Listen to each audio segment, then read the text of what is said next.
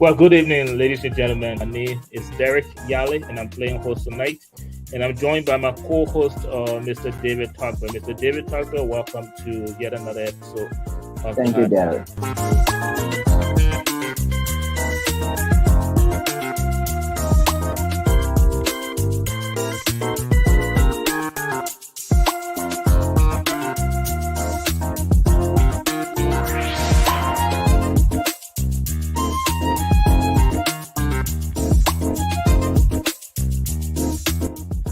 I'm going to agree with you on the role of the media in pushing for debate. They're kind of snuck it in there, desperate oriented. Is that being desperate to aspire to greatness? Say to us right now, everybody gets skeleton in their closet. The duty of their office. Who's supposed to determine whether they are competent? You can't tell me all. This is what we are doing. Of all the stuff that we have done, Mr. We are. This one tonight, you're on the opposite side. What is the patriotism in you being like you? 30 seconds. We don't simply audit for the heck of auditing. You audit, and where the evidence leads, you follow. Liberian politics is a type of politics.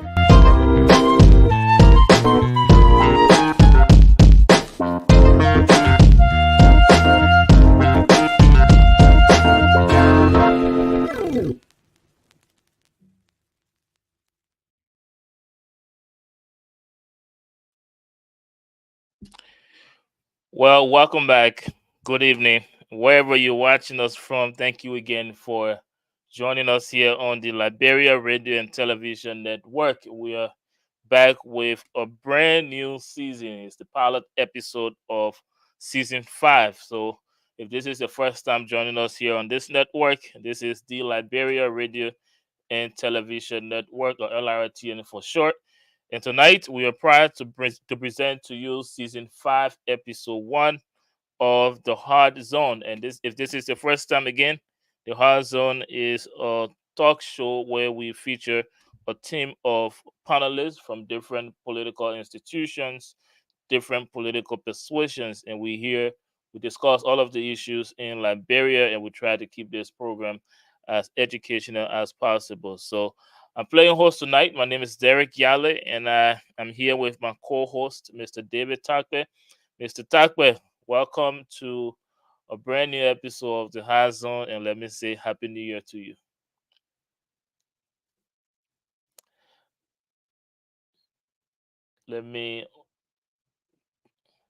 I'm sorry, you are muted again. Let me go right ahead. Go ahead. I just unmute you. Go ahead. Okay, so Derek, thank you very much, and Happy New Year as well, and good evening or good morning to everyone. Yes, good evening if you're watching us from the US, and good morning if you're watching us from Liberia. So we have a beautiful episode set up for you tonight. But before I get into that, let me encourage you to please share this program on your social media page, that is Facebook, and also on YouTube. So follow this network on Facebook. Make sure you're following us, and make sure to share this program so that your friends and family may be able to benefit from what we have in store tonight. And I'm doing this podcast from Northeast Philadelphia. That's where the LRTN office is. And just recently we opened our office in Liberia as well. So check us out on Facebook, Liberia Radio and Television Network, or LRTN for short, and also on YouTube as well. As you know, the Hard Zone here, we have a program set up for you tonight. And just to give you a heads up, as always, we will bring you our current event from the diaspora and also from Liberia, and my co-host will be taking care of the current event from Liberia. And tonight, since it's the pilot episode, we have a conference. We'll have our panelists here later on, and we will talk about the situation with District 10, Moserado County lawmaker Yeke Koluba in his press conference addressing President-elect Joseph Yuma Boyka. So we'll have our conversation surrounding that. He's urging the president to provide the source of the $10 million he issued out to Liberians that were affected by that crisis. So, and also in that press statement, he made a speculations that it might be coming from U.S. convicted criminal Stanton Witherspoon. So we'll have our panelists tonight give you their thoughts on that. So, and then we'll bring you the announcements, and then we will wrap this up on this episode of season 5. But before we get into things, let me now turn over to Mr. Tucker, or let me introduce the panelists for the night, and then I will actually let's do the current events first, and then I will introduce the panelists for this episode. But before I go over to Mr. Tucker, do us a favor, if you're watching us, please share this program on your Facebook page, so that share it in whatever group you're in, share and send it to your friends, your family, and make sure they're all joining us. You have just a couple of minutes before we get into the meat of the show. So make sure you have shared this program and you are sitting where you can enjoy the program. So let me bring you now the current events, starting with you, Mr. David Tucker. What do you have in our current event folder from Liberia?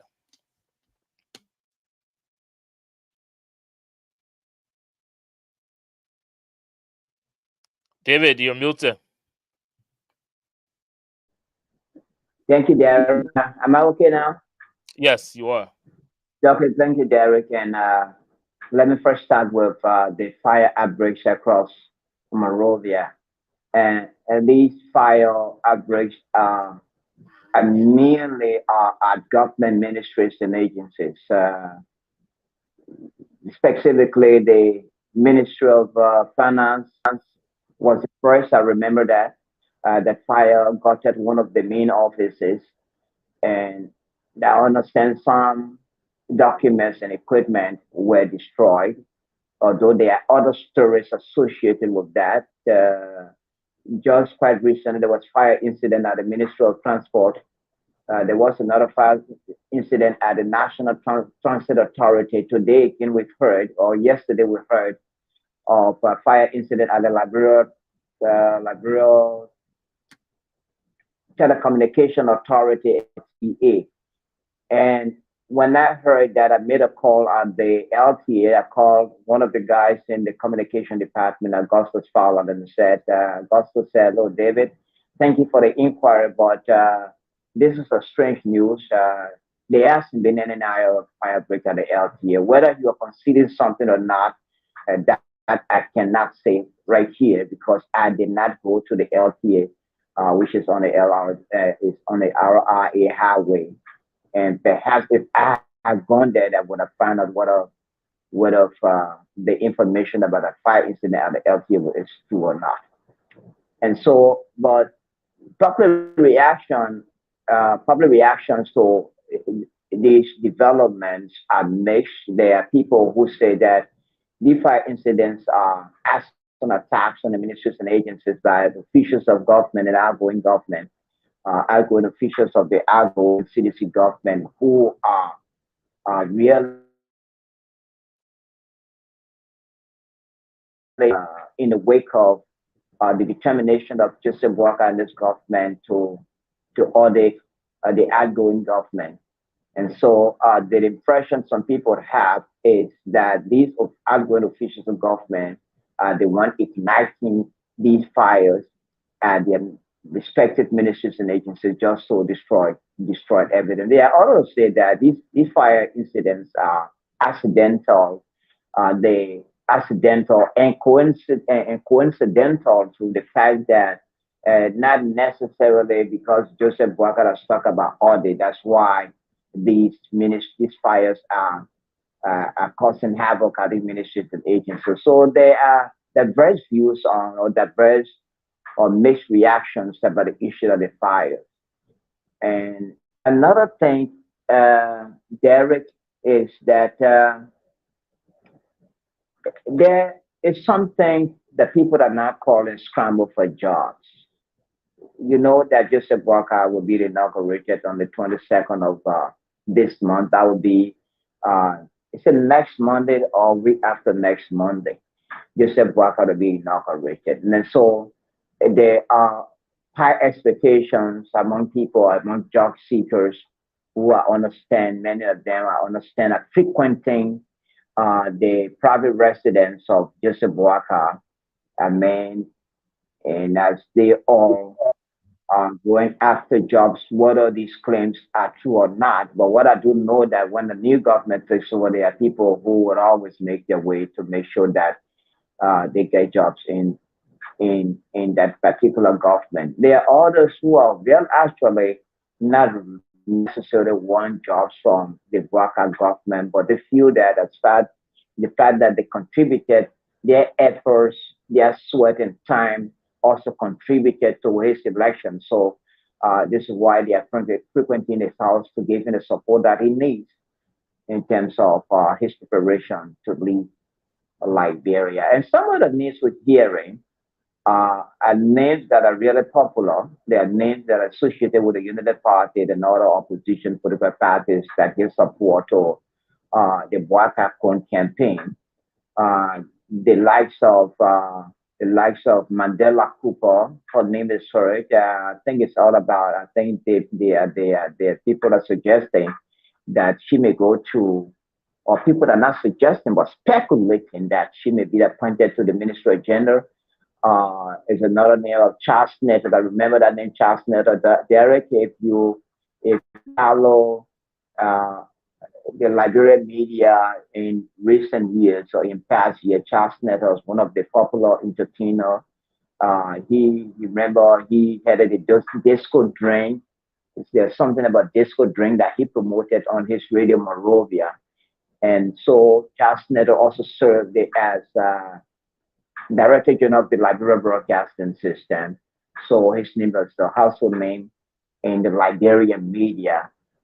There are speculations that he may likely become the first secretary to Joseph Boakai. There are others who have different view of that, who said that Charles Neto doesn't have a journalistic background to be an appropriate press secretary. They're arguing about that. There are others who say that one doesn't have to have a journalistic background experience before becoming a press secretary to a particular press. It depends on the person's knowledge about propaganda and a person who is well articulated and know the issues about Liberia politics and others. Those are the kind of people who are suitable to become press secretary to Joseph Boakai. In fact, some are even making the second example of George Weah Press Secretary Solo Kebet, who was a journalist, but particularly a sports writer, but was not impressive in terms of the position of press secretary. So they, most especially those from the Unity Party background, are suggesting that they hope that if at all, Charles Neto will be the press secretary to incoming President Joseph Boakai, he wouldn't be in the shoes of Solo Kebet, who was the press secretary of President George Weah, who people feel that his performance was very appalling because he was not a talking person, he was not well articulate, and so most of the talking at press secretary was done by his deputy, who is Peter Tolbe, who came from a journalistic background and was working with the Musability radio station. And so Charles Neto's name is there. And there are other names like Cooper Cra. Cooper Cra, I understand, will be appointed justice minister. So these are all speculations. These are not official. These are not official appointees. People that are just speculating or imagining as to who will become members of the Joseph Boakai cabinet. So these are some of the names. Cooper Cry, you remember, this is the guy who was dismissed by President Weah for attending a program organized by Joseph Boakai at that time as an opposition delegate, I guess. And you all remember that. You remember it was on the day that Joseph Boakai was to name his running mate. It was at that ceremony that Cooper Cry, who was the managing director of the Liberia Telecommunication or the Post and Telecommunication Corporation, he was the head of the Post and Telecommunication Corporation. He was dismissed for attending that particular event at which Joseph Boakai was naming his running mate, who has now turned out to be Koné. Mr. Koné, who is Mr. Koné? What's the full name again? Derek, help me out. Just slip from my mind. Derek, You're talking about the vice president elect? The vice president elect Jeremiah Kuhn. Jeremiah Cohen, yes. Yeah, Jeremiah Kuhn, who is now the vice president. It was at that event that Joseph and President we had dismissed Cooper Craw. And so Cooper Craw, his name is up as the one who may be appointed the Minister of Justice in the Barker's government. But these names are unofficial. And so the people cannot wait to hear as to who would be in the cabinet of incoming president Joseph Boakai. Sorry, I have to put this light on to see what I have on the list. So I have to put this small light on to see to go to the nice. Okay, so that's the news about the scramble for jobs and some of those who people are speculating will be in the cabinet or be members of the cabinet of incoming president Joseph Boakai. And the unfortunate incident that happened on the Total Highway, the death toll is increasing by the day because when the incident occurred, they're talking about the petroleum truck explosion on the in the Total area, and I think that is part of Banga of Bon County. The gasoline truck that exploded, so many people were wounded, so many people died on the spot or died instantly. And those who were taken to the hospital, in fact, those who died instantly were put at 40 or more than 40 persons. But others were taken to the hospital with severe wounds, and the news that coming out of all these hospitals or clinics are not good for the families of the victims. The death toll has increased to more than 70 persons now. As far as we do know, that was announced by the chief medical officer of Liberia, Dr. Francis Carter, who made an announcement 5 weeks ago that the death toll has now increased to more than 70 persons who, as far as we do know, that have died as a result of the petroleum truck explosion.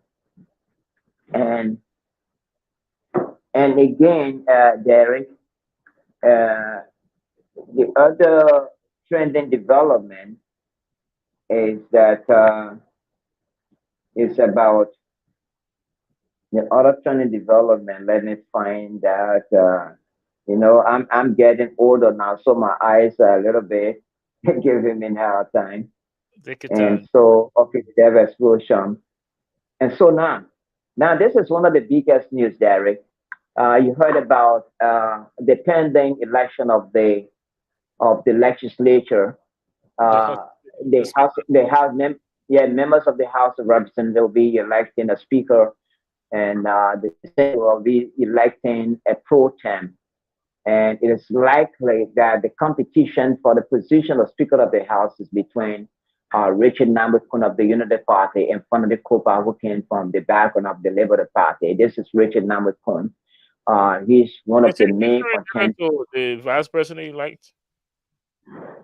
Say that again. Is he related to the vice president elect? Richard Nambikun. Yes. I don't want to believe that Richard Nambikun comes from a poor background. Joseph Boakai is a TC man, so I don't think they have any biological relation. I was asking about Jeremiah Cohen at the vice Jeremiah Cohen, Richard Nambikun, I understand they are not related. They just have similar names. Okay. And so he's contesting the speakership. Fanatic Kofa is also contesting. So Monday would be a historical day on Capitol Hill as the both houses elect their leaders, a pro tem and a Speaker of the House of Representatives. For the pro tem, so far the name that we are hearing is Yumli Kanka Lawrence. And people are suggesting that she may be elected on the white ballot. Earlier, there was the name of Besanga Finlay from the same Basso County of Yumli Kanka Lawrence. It's unclear whether he has backed up from the race. And so far, Yumli Kanka Lawrence's name is what we are hearing. And And the information we're hearing, though unconfirmed, because we haven't heard from Western God Finley, hasn't made any public pronouncement that I know of. He must have made it, but I haven't heard any public announcement from Western God Finley that he's backing up from the speakership election, which should be taking place on Monday.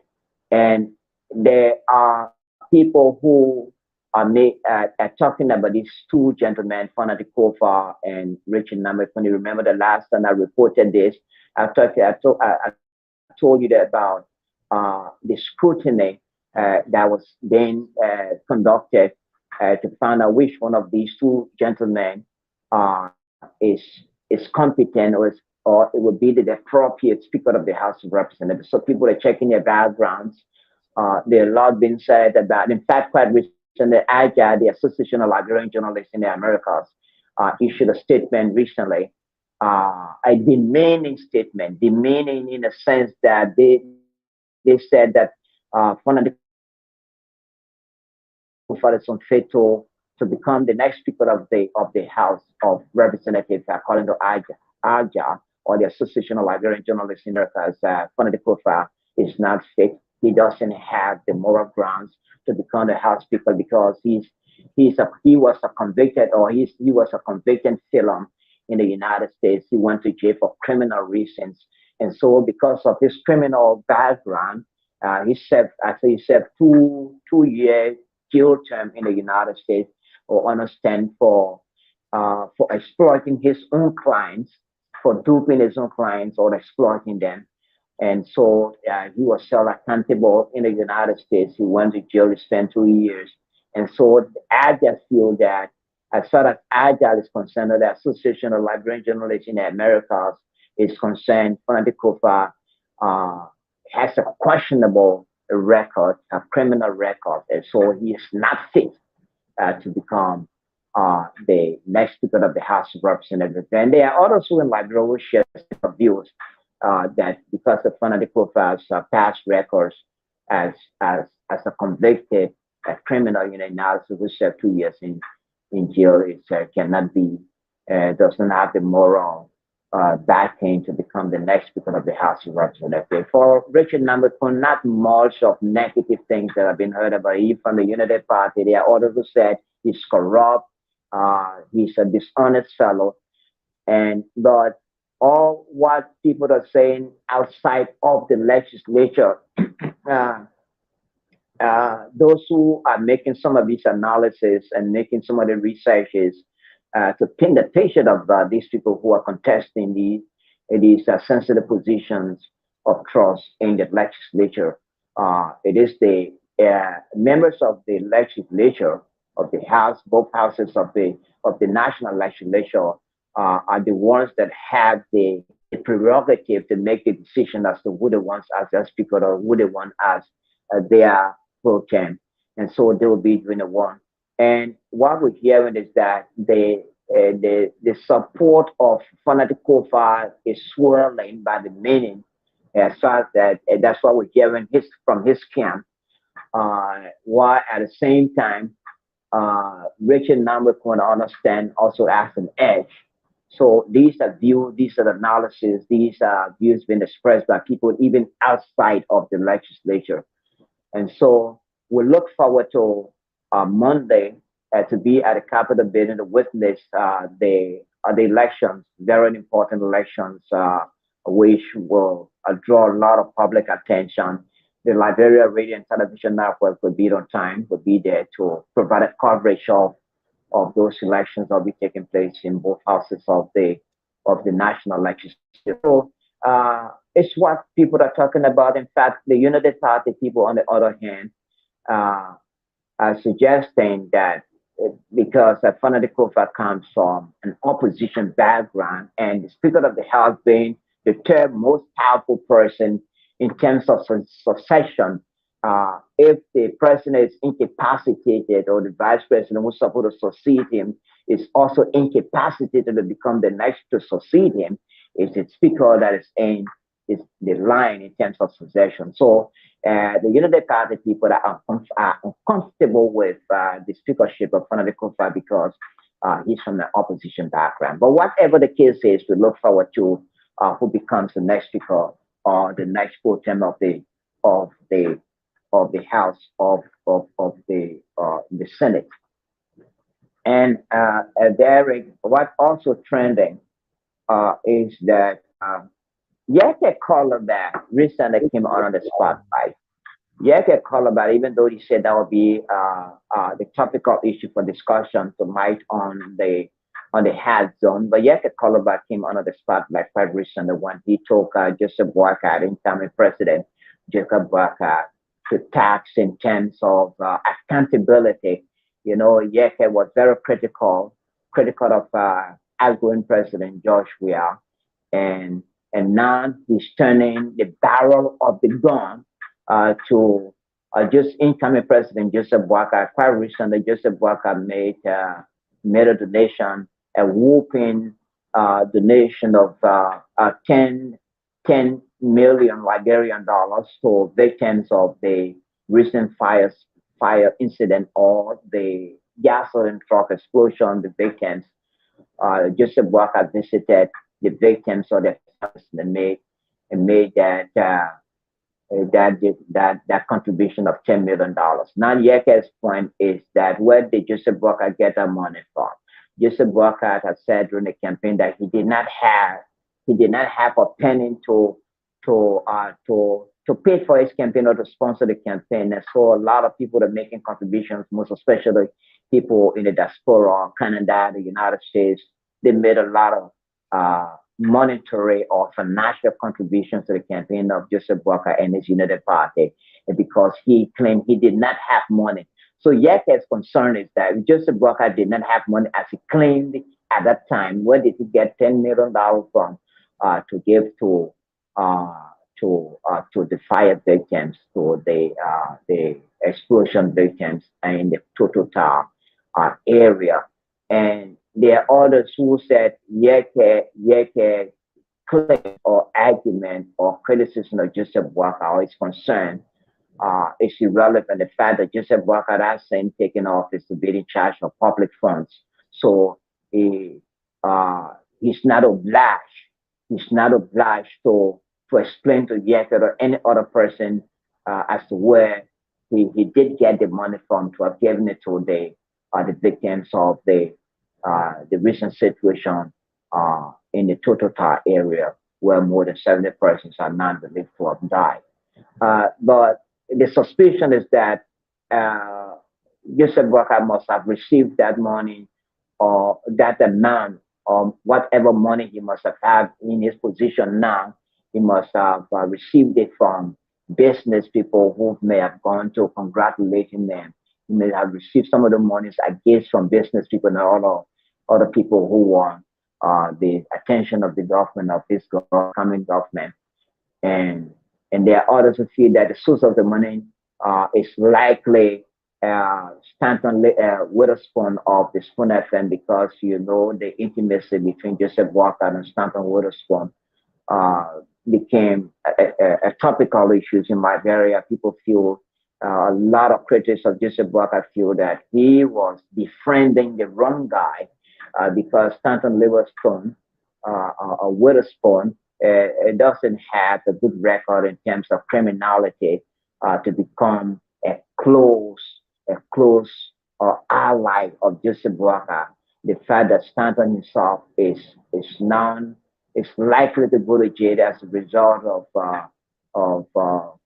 of alleged crime he committed in the United States, and Joseph Boakai coming on the matter of fighting corruption or coming with the matter of transparency, accountability, has no reason to befriend a man like Stanton Witherspoon, who many feel has a questionable record in terms of criminality. So that's Yeke's suspicion.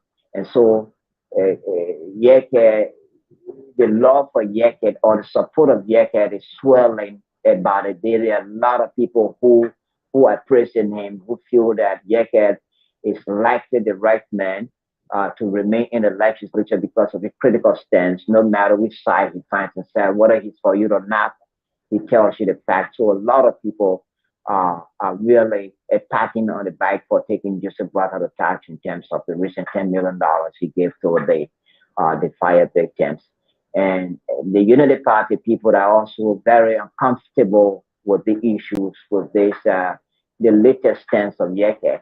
The Unity Party people are very uncomfortable. Now people are now asking the Unity Party, why were you comfortable with Yeke when he was very critical or saying all the discouraging things about outgoing President Jovia, and you did not criticize him. Now he's turning the barrel of the gun to you, and now Yeket is now becoming a bookman or a devil. Why didn't he call? Why didn't you people call him the devil at the time that he was very critical, sometimes unnecessary, unnecessarily critical of Joshua? The Unity Party did not take any stance and was very supportive of Yeke and was happy that Yeke was a bedfellow of Joseph Walker in the Unity Party. And there are others who feel that Yeke is insane. His approach to issues, his approach to issues is very uncouth and uncivilized. It's not courteous, though he raises some good issues, but his language and comportment uh, are not in conformity to the norms of such a house of the legislature, and that he needs to polish his language, he needs to polish his comportment, and so that people can see him as a respected member of the legislature. But there are others who are Yekes fans who love what he's doing, who love his comportment, who love how he deals with issues in the national legislature, specifically the House of Representatives. Another thing is that Gloria Moses Carter and her entire family have been sentenced for life for the death of Shalom Mosul, who was living with her, maybe as as a stepdaughter or a relative who died under mysterious circumstances.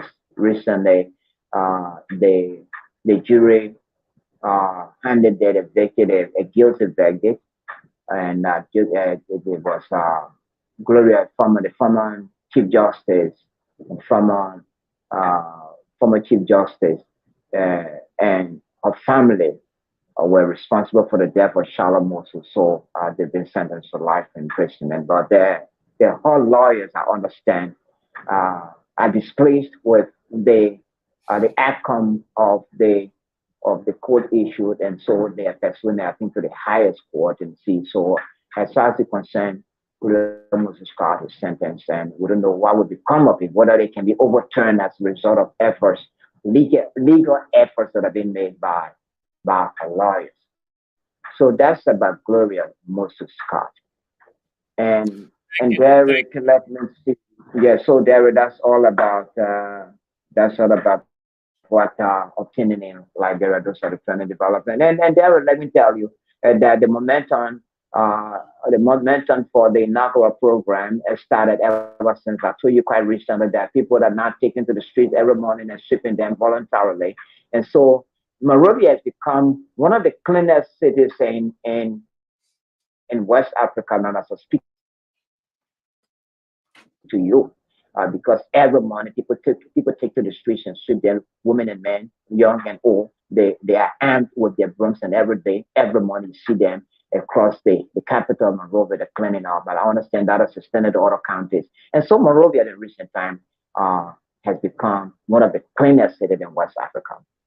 Thank you very much, Mr. Takwe, for that beautiful reading of the current event coming out of Liberia.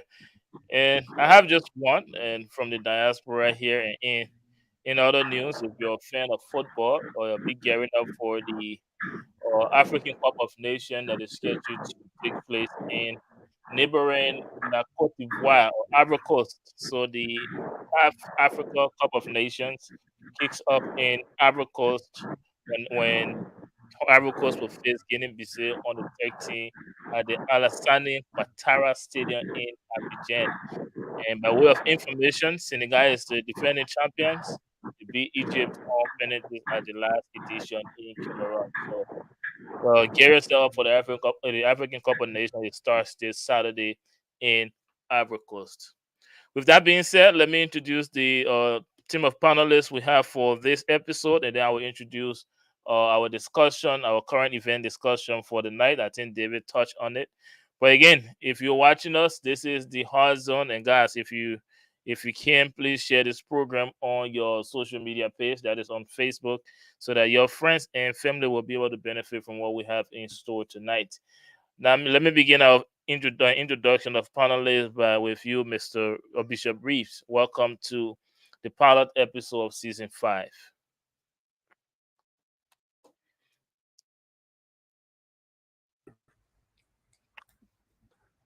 You have to unmute yourself, Bishop Reeves.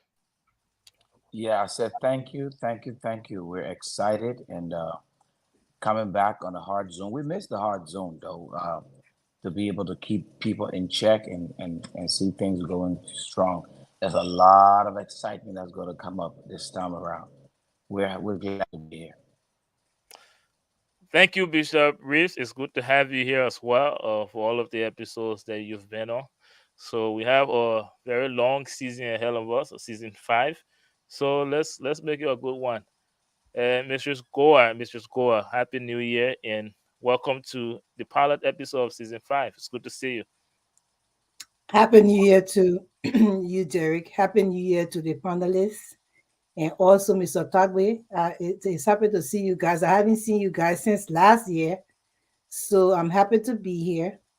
And thank you for having the show back on air. We are ready. Oh yeah, we are ready and we're here to stay. As you know, the LIRTN, we are here, we are there, and we are everywhere. But again, guys, it's good to see all of you. And let me introduce our topic for discussion. I know Mr. Tablet touched on it very briefly. But yeah, Criminal Code A, George Roosevelt Z. Willie, sentenced to life imprisonment, former Chief Justice Gloria Mususkat and 3 other family members after they were found guilty of the crimes of murder, criminal conspiracy, and raising a false alarm raising a false alarm to I'm reading this wrong. Raising a false alarm to law enforcement officers. I'm sorry. But again, there have been different opinions on the result of that case. So let me hear from you guys. What do you make of this former Chief Justice being sentenced to life imprisonment? Also, the speed of the case and just all of the things surrounding the case of Mrs. Councilor Gloria Mususkat. Let me start with you, Mrs. Goa. Just give us your opinion briefly on that. Well, I stopped following the case after I noticed that, when the first time the crime took place, and there were so many discrepancies, in the evidence and stuff, and the way the case started going, according to the law, because, in America, we follow all the kind of cases, everything was just not adding up for me. So I started seeing the bias, with them, against Gloria Mususkat, which I felt in my heart that they never gave her the real due diligence to actually look into the case concerning the death of her daughter. And it just looked to me that she was just targeted, because of certain reasons. I have no clue why. She was kind of targeted because there was another person that they had allegations on, and they had so many evidences toward him, like where was he, and he was missing at a certain time, and the marks on his skin. And I just felt they never really gave it a chance to really look into the case. They just took the one person and say, you know what, we'll put the death on her. And that's just how they just, announced it. And she went to court, she went to prison. And now they gave her life in prison with few of her family members for the death of her daughter. Until I think they will appeal the case. Gloria Mususka that I know and heard about. I don't know her personally, but I heard about her when she was also sitting in that very seat. She's not going to take that like this. So they're going to go back to court, and that case will be reopened, and they will have to go through that case the proper way, because right now I feel there's biases on the case. That's Thank you, my and thank you very much. And just reading an excerpt from the front page Africa newspaper saying that Consular Scout's lawyer said that the defendants are being wrongly accused of a crime they know nothing about, and the state has failed to go after the main perpetrators. After reading that, let me take your opinion on this, Bishop Reeves. Well, it would be a good thing if we had a proper justice system, and I can go on record for that. And I'm not saying that to say Gloria Scott is not guilty or she is guilty, but what I'm saying is that we've always had issues with our justice system in Liberia. On this show, when it comes to us talking about impunity in our country, it has always been a problem. All right. Now, if the justice system did her due diligence and came up and said she was guilty, she would serve her term. If she wasn't, and they're trying to pin something on her because somebody else is trying to hide or do something, then I think it's wrong, and justice must be served. Thank you very much, Bishop Reeves and Bishop Hager. You just appear on the screen on time. I am excited to see him. Let me recognize your presence and welcome to episode 1, season 5 of the High Zone, Bishop Hager.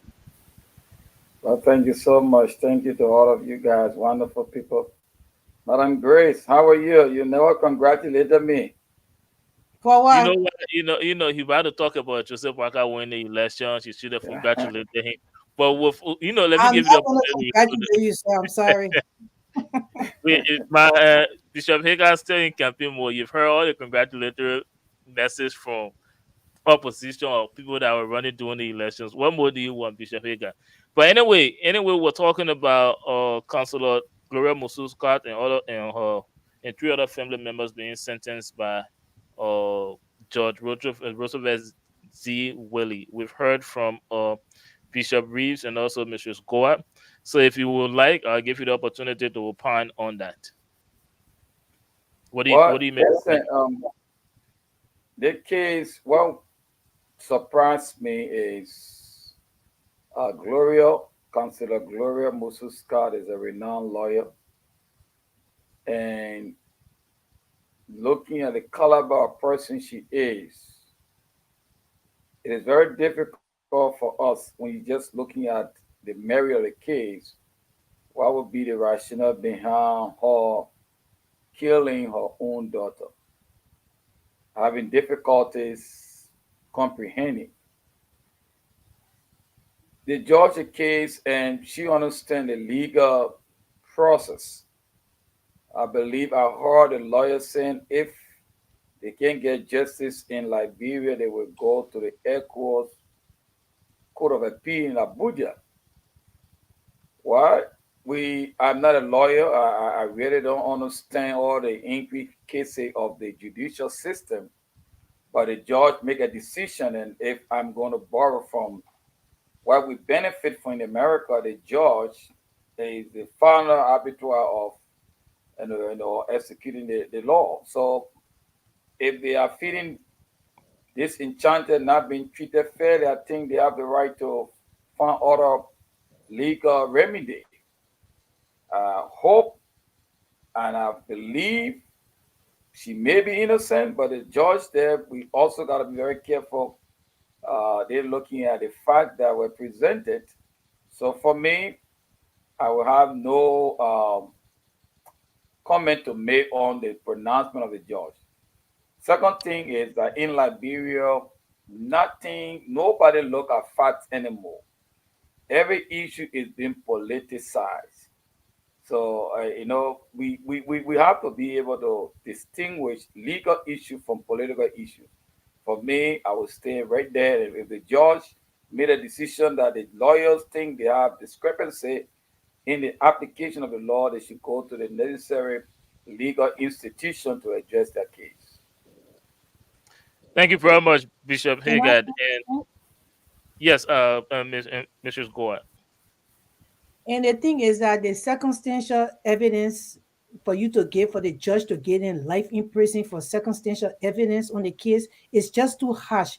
And I was staying with Gloria Mususkat, her lawyer. He stated that the juror on the case, because there were jurors on the case that actually found her guilty before the judge sentenced her. The jurors on the case, they were not independent. They were not independent. They were swayed. And in Liberia, How do you know? How do you know that? If you don't mind me asking, because her lawyer accused them of that. or accuse them. Okay. Yeah, they were accused of that they were not really operating from a independent mindset. That that people were tampering with their decisions and everything. And in a country like Liberia, you have jurors on a case, and you think that those jurors will ever be fair to a certain person, especially when there are biases coming from maybe within in high places like the government. They will never be very truthful to the case. So, and that's the reason why we think that Gloria Mususkat should appeal this case, and we need an independent body apart from Liberia or justice system, which is fraudulent. We need an independent body, especially under the we are government with that kind of justice system. Nobody trusts them. So we need an independent body to actually look into this case. You cannot take this woman accolades from her. This woman has served Liberia. She gave her life for this country. She was sitting there in that very position. So if she would be accused of something, it should be facts. That's circumstantial. And that's what I wanted to say.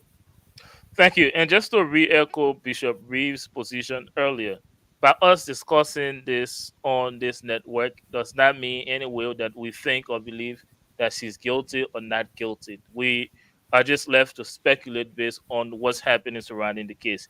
Now, with that being said, Bishop Hagar, you said something very interesting. She served as Chief Justice. So she should know about the in and out of our justice system way more than any one of us on this panel, if I would say. Now, did she just sit and allow this case to just speak just for this case to go unjustly against her? Did she just sit, or did she speak out about maybe they were targeting her, they were doing it for a specific reason, and allowing this case to go to a point where she and her relatives are not going to prison for the rest of their lives? Oh, let me take you, David. And while you are there, there was one Vanning who were allegedly working at the Moravia City Corporation. Did they do any investigation on him? David Tarkwell, let me get your opinion before I can hear from the other panelists. Yes, all those who were, the Vanning Talega, right? The Vanning Talega, I understand was taken to court and but was exonerated. In fact, there came a time where they were talking about a DNA test they conducted, and the results show a male. The results were a male and not a female fingerprint. That what came up quite recently before the verdict. We heard that the result of the DNA they did, there was a male finger. We lost Mr. Tarkwell. Yeah. So one of the panelists said that many people also share her views. Most talking about Mrs. Goa, she said that though the main people that committed the crimes are going scot-free, while an innocent person, Gloria Mususkat, innocent people, Gloria Mususkat and her family are the ones who are bearing the consequences. So there are diverse views on it. People agree that the verdict is correct. There are other people who have disagreed, including the Glorious Crown lawyers. And talking about Air Force Sport, there are others who feel that the Air Force Sport is a toothless bulldog. Uh, People are making reference to the Cabinet Janet case. Cabinet Janet took his impeachment to the Air Force Force. He won the case. He's supposed to have taken the seat or been given some some benefits. But since that case was done, people feel that Air Force has not taken the step to ensure that its decision uh, was implemented in Liberia. That Cabinet Janet did not do anything wrong to have been impeached, Thank, and Cabinet Janet, yeah, so thank use you, that thank you, use of it. thank you very much, David. Now, before we close on this subject, we know her defense team has announced an appeal to the Supreme Court with the aim of taking advantage of the law. Now, what if this appeal is denied? Now, but let me come to you, Mrs. Goa. Will you encourage the next administration to relook into this, to review this case, and see if everything was done right and if justice has been served here? But Mrs. Goa, Most definitely. It would just be the fair thing to do because the last 6 years has been tormented years for Liberians. A lot of people went to jail for no reason. A lot of people were killed for no reason. There was no justice brought to people who died mysteriously. And we saw it right in our eyes and said, but what happened? And there was no justice brought to the family for them, like the late William Aratoba Jr. Until today, the guy yet to tell us what went on. So it would just be the right thing for this government to actually do to reopen all the other cases, as Gloria Musu case, yes, but all the other cases, the Batten Niswa case, the three auditors that died like that, the first three auditors, uh, uh, um, Princess Cooper case, all those cases should be re-looked into. It would just be the fair thing to do for Liberians and bring closure to our country with all the murders that have been going on and the unforetold injustice that have been going on our people. And Gloria Mususka is no exception to what been going on. It's just that she never lost her life, but they're trying every means to bring her down to nothing. And it's not fair. thank you very much, Mrs. Goa. And guys, before we take a break, just to end this conversation, former Chief Justice Councilor Gloria Mususka and three of her family member have been sentenced to life imprisonment for the death of her daughter. So, guys, before we take a break, let me encourage all of you to please share this program on your Facebook page. Again, you're watching season 5, episode 1 of the Hands Zone. I'm here playing host. My name is Derek Yale, and I will see you guys after the break.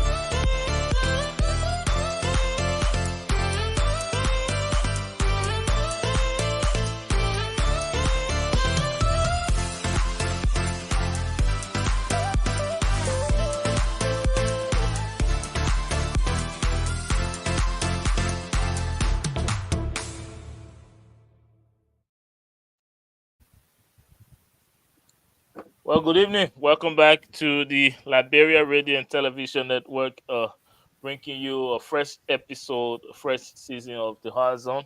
That is episode 1, season 5 of the Hard Zone. And my name is Derek Yale. I'm playing host tonight. I'm here with my co-host, Mr. David Takwe, and with a team of panelists, Bishop Reeves, Bishop Hager, and Mistress Goa. Earlier, we talked about the the life sentences of former Chief Justice, Councilor Gloria Mususkat, and three other family members. And now let's transition into another development. If you listen to my co-host on the current events, he spoke about Yeke Koluba and his current position.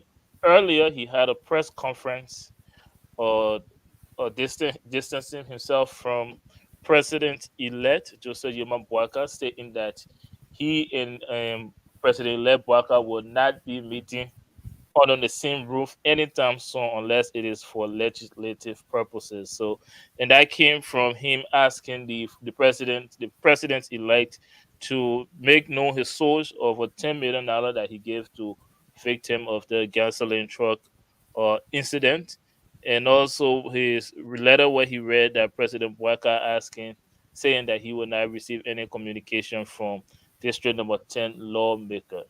So let's have that discussion. You guys saw, or at least listen to the press conference from District 10 representative. But let me start this conversation up with David Tuckberg. Just briefly summarize that development for us, and we will take it from there. Yeah, okay, so Derek, thank you again. And so Yeke Kolobai is under the spotlight for now. He's the man who has become the subject for discussion because of his critical stance in recent time against the incoming president, Joseph Boakai, who he said had claimed that he did not have a plan to support his own campaign and had to solicit support from other sources. And so now it is Joseph Boakai who said he was broke, is now giving $10 million to victims of an accident or crash quite recently on the Total Highway. So Yeke is questioning Joseph Boakai to provide a source of that money because his suspicion is that Joseph Boakai must have received that money from Mr. Stanton Witherspoon, who he thinks doesn't have a good record in terms of criminality, and that another one is that Yeke thinks Mr. Boakai must have received the money from other sources like business people who must have given him the money. So Joseph Boakai should say where did he get that money from to have given to the people when he said he did not have money. So it is all about that. Others are patting him on the back, others are disagreeing with him, most especially the United Party people are uncomfortable with him. And people are asking the United Party, why were you clapping for Yeke yesterday when you were raising similar issues with the outgoing president? Thank you, David. Before we get into the meat of that press conference, let's talk about the stance of District 10 lawmaker Yeke Koluba. Like Yeke, 1 second we saw him campaigning just few weeks ago, campaigning for the Unity Party. And then right after the elections, when Boakai was announced winner, he had a press conference where he's saying that he's going back to the opposition community to keep the president-elect and vice president-elect feet to the fire. And now we're hearing him questioning the source of that $10 million Liberian dollars that from Boakai, telling Boakai to tell her the source of the money, making speculation that it may have came from convicted U.S. criminal Stanton Witherspoon. And now, so let's talk about Yeke Koluba before we actually get into those issues. Bishop Hagar, I would like to start with you on this. I know you saw this coming, but I would like to start with you on this subject. What do you think about Yeke from opposition right back to the opposition? Bishop Hagar. Well, thank you very much. Yege, as a politician, he has a right to express his view on any concern he has in the country. And absolutely not going to be here and say, okay, he doesn't have the right to say what he wants to say. The fact of the matter is, I would think that is the proper way that he will articulate his concern. I just want to read to you that in the election law, chapter 7, section 77, gave people the right to ask the election commission to investigate political parties where they got their funding. Nobody, David is a journalist over there. He has a right to use the Freedom of the Information Act to mandate the election commission to ask the political parties where they got their money. There were a lot of money that came from the United States. That Yeke need to understand. For us personally, we contributed enormous money for Joseph Boakai election. I don't know whether all that money was spent. So right now, it is incumbent upon those who want to find out to check whether the money that was transferred is the same money that Joseph Boakai is using to go and help the people. To make the assumption that Joseph Boakai being influenced by business people or by some criminal or go into the detail to investigate, I think it's just being trying to indulge in some political, trying to get political credence, trying to get political limelight. We are here to do a job. I think Joseph Boakai is steadfast, is focused. If anybody want to find out, there are things in terms of the political party. As an individual, private citizen, nobody can ask you, as long as you don't have access to government coffers, to ask you to tell them how you got your money.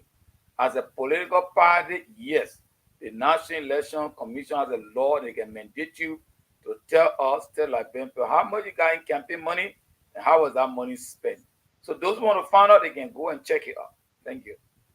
Thank you very much. I have a couple of questions for you, but let me hear from Mr. Scott and then Bishop Reeves, and I will come back to you. You see, what Yeke is exhibiting right now is a result of Liberians thinking that loudmouth talkers are their heroes. They seen Yeke stood on Facebook or whatsoever social media you watching, YouTube, Instagram, and he campaigned immensely for Joseph Boakai. They put more vote for Joseph Boakai. He the right choice, this and that, the other. They were doing it for almost 4 years before the campaign ever hit. This old man had not even taken position in his presidency. You coming back and telling the post say you knew that the paper was a mistake, but the Liberian wanted him, so you had to push it. And these are the people are watching right now, the youth of Liberia, who is 87% of the population. Look up to, because they're just talking loud mouth talking and blah blah blah and screaming under their voices and saying, you know, and right there they're supposed to have position. Yeah, welcome to this time now when you can cuss and you can talk and you can yell. Then that particular, then you working. You already working at your application letter there now to get position in government. So that's why the kind of people will always be yelling, because Liberian people look at them as hero. You see, it doesn't make any sense to question this man this particular time, telling the people he was not even ready for the country. He identified with Stanton Witherspoon. Well, you as well yourself had identified with Stanton Witherspoon, got on his platform, talk, and you knew he was a criminal. You say he your brother-in-law. And now you come back, you the same person come back, and that the reason why when we continue to put people like these in our positions to head districts, and they have no technical know-how to even carry on their own hustle activity with their children. That's what we'll get. As long as Liberian people not seeing that they're supposed to stand up and vote the right people in that will change the country, and these loud mouth talkers will come and tell you to vote for one person when the person get it, and they tell you say the person not good. All of them confused. So right now we're not even paying attention to what Yeke has to say. Just how Bishop Hager just said, he just feel like getting attention to himself. Maybe that's his next right, or talking, so the next time they're voting again, they can vote for him and put him there, and he can get free money. At this point in time, Liberians not supposed to even listen to people like that. They're not supposed to listen to them, and that's why I have to say, I said what I said, and I mean what I said. Those people are not good for Liberia. All these loud mouth talkers, they need to be set aside. We need people that have the quality, that have the know-how, that have the experience to come and help our country in all the districts, in the ministries, in anything that's heading a particular division or community. We need people who are actually able to do that. They're getting another one of them. Period. He's not one. Thank you. Thank you very much, David. I don't know. I will add there.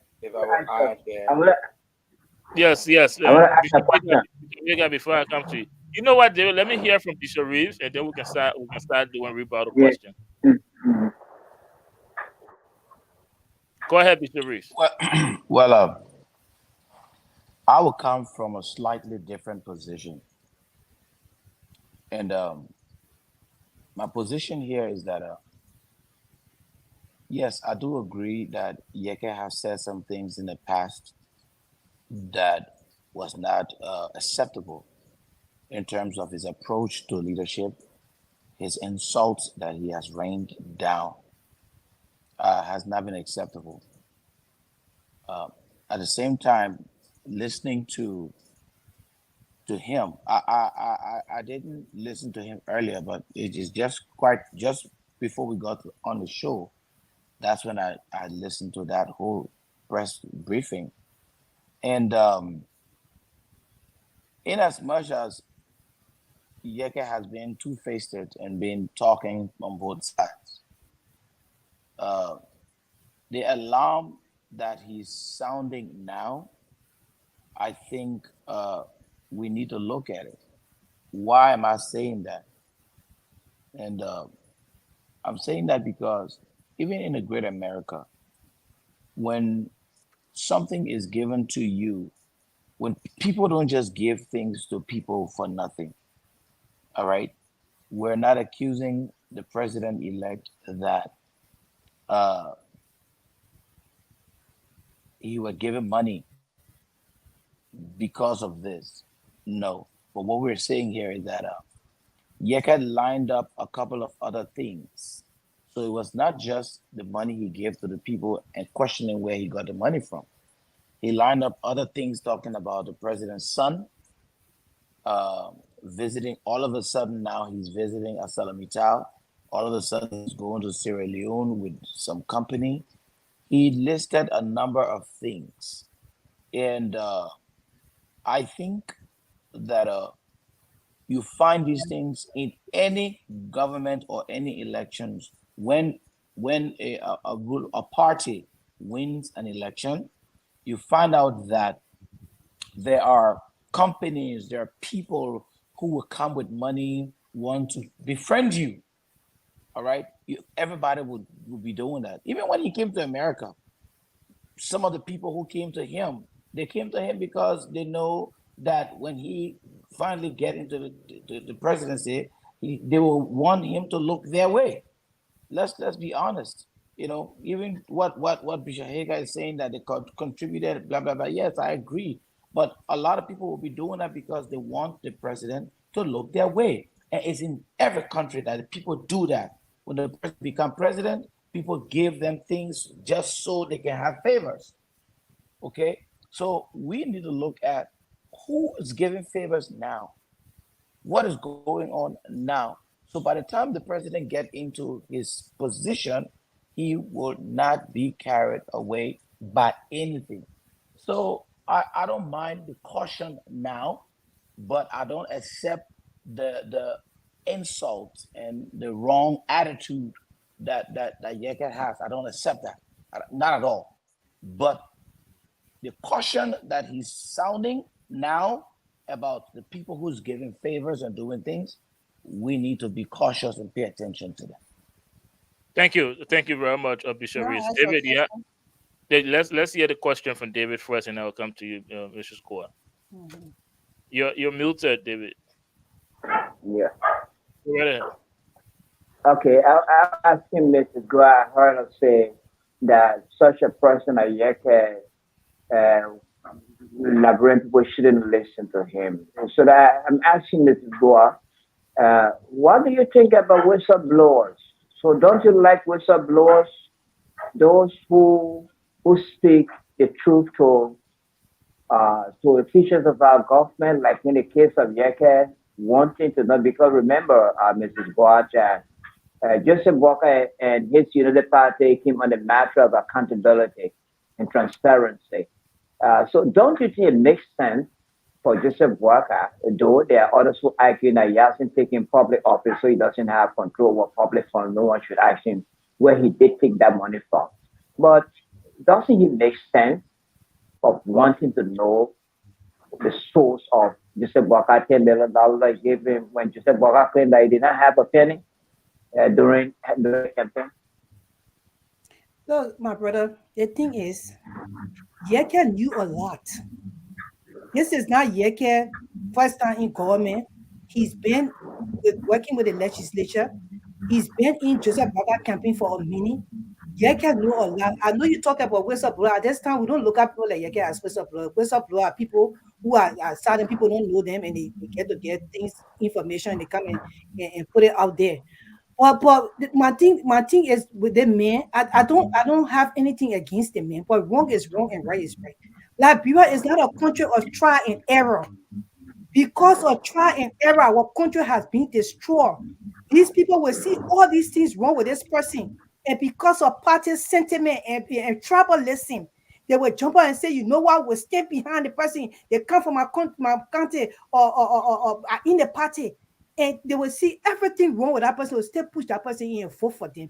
They can has a following, especially the youth of Liberia. The people, they trying to follow this man. This man told his children that Joseph Parker was going to do everything right. And he was going to do this and he was going to do that. He had no sin. Yeah, he told the people, said the man had no sin. All of a sudden, the man has been voted in because of the struggle that you put down and the grumble you put down on people. And now you come out to tell us that now you're trying to blow whistle. You never knew that Joseph Parker children were already taking money from people before the election ever happened. You knew. You did not know that when the elections were going on, they were already getting kickbacks. That it was announced allegedly that Jacob Akoli, his nephew, were going to different that when people were taking money and promising anything. Yeke knew. At that point in time, Yeke was so still and say, you know what? I'm changing my direction, period. I'm going to tell my people not to vote for them. And we have competent people in this race. We cannot take like bro for play anymore. Not to stand up with a man, tell the people to vote for him. Soon after they voted for the man, you see he get 52,000 United States dollars. $10 million is 52,000 United States dollars. And he went into Neta and he wanted to tell us, oh, I want to find out where the money from. You knew where the money was coming from before the election. Ever told the vote for Joseph Parker, ever won. Why you didn't speak then? Why are you speaking now? Now we appreciate him talking, but at this point in time, coming from the same people over and doing the same old things that try and error, we tired with that. It's expired. Those things are expired now. We are. Thank you. No, about Bishop Reeves. I've been holding on to Bishop Hager for a while. Let me hear from you, and then I'll come back to you. Thank you. Listen, there's a place for whistleblowing in our society. There's a place for people to express their observation or their concern. However, it is totally not appropriate for a lawmaker to not respect the process. What I'm saying here is that Yeket is making a lot of allegations, and those allegations can be addressed. There are competent places that he can go. If you want to find out, he's a sitting lawmaker, let him write a letter. Instead of politicizing to get relevant, he's trying to position himself as an opposition to Joseph Boaga to get political capital. For me, it is inappropriate at this time. Joseph Boaga, the Unity Party, have the right to address the Liberian people. How much we see in campaign form? The National Election Commission can do it. For him to assume, it's like you acting like you already know. If you know, come up with a fact, come up with evidence. Don't just make assumption that he's taking money from somebody. That is actually not appropriate at this time. And let me just put it in another form. David, you're a journalist, and I want to hold you by what I'm going to say. I have a lot of recording of Yeket. I made a lot of allegations. Are you saying everything that Yeket saying, all those video press conferences before the election, all those allegations he made, they are all verified and they are true?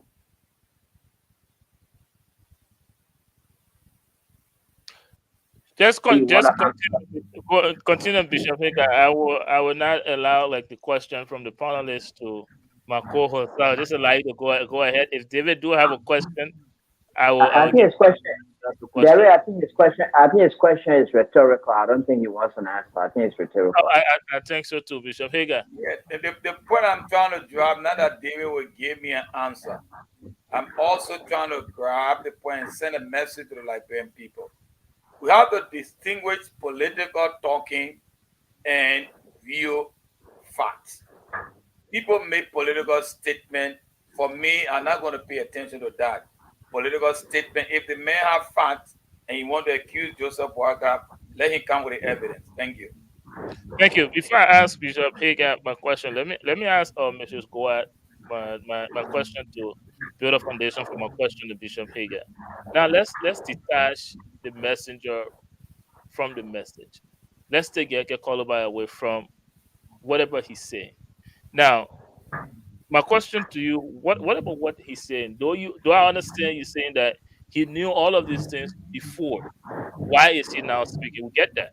Now, but what about what he is actually saying though? Do you think that the administration, just the new administration, should be very open about these financial matters? Like when they're getting fundings for the campaign, how much money they get since they're coming as a new administration, do you think they should disclose that information out to the public? Because I listened to Yeke press conference. I think that was his point. Transparency, and the Liberian people should not be questioning. Just yesterday, this political institution were doing fundraiser for money, and then right after the elections, they can give out 10 million Liberian dollars to people. So I feel like the Liberian Yeke, in Yeke's point of view, the Liberian people should know where they're getting this money from. Some type of explanation should be made. Now, to that message, I want you to speak to that.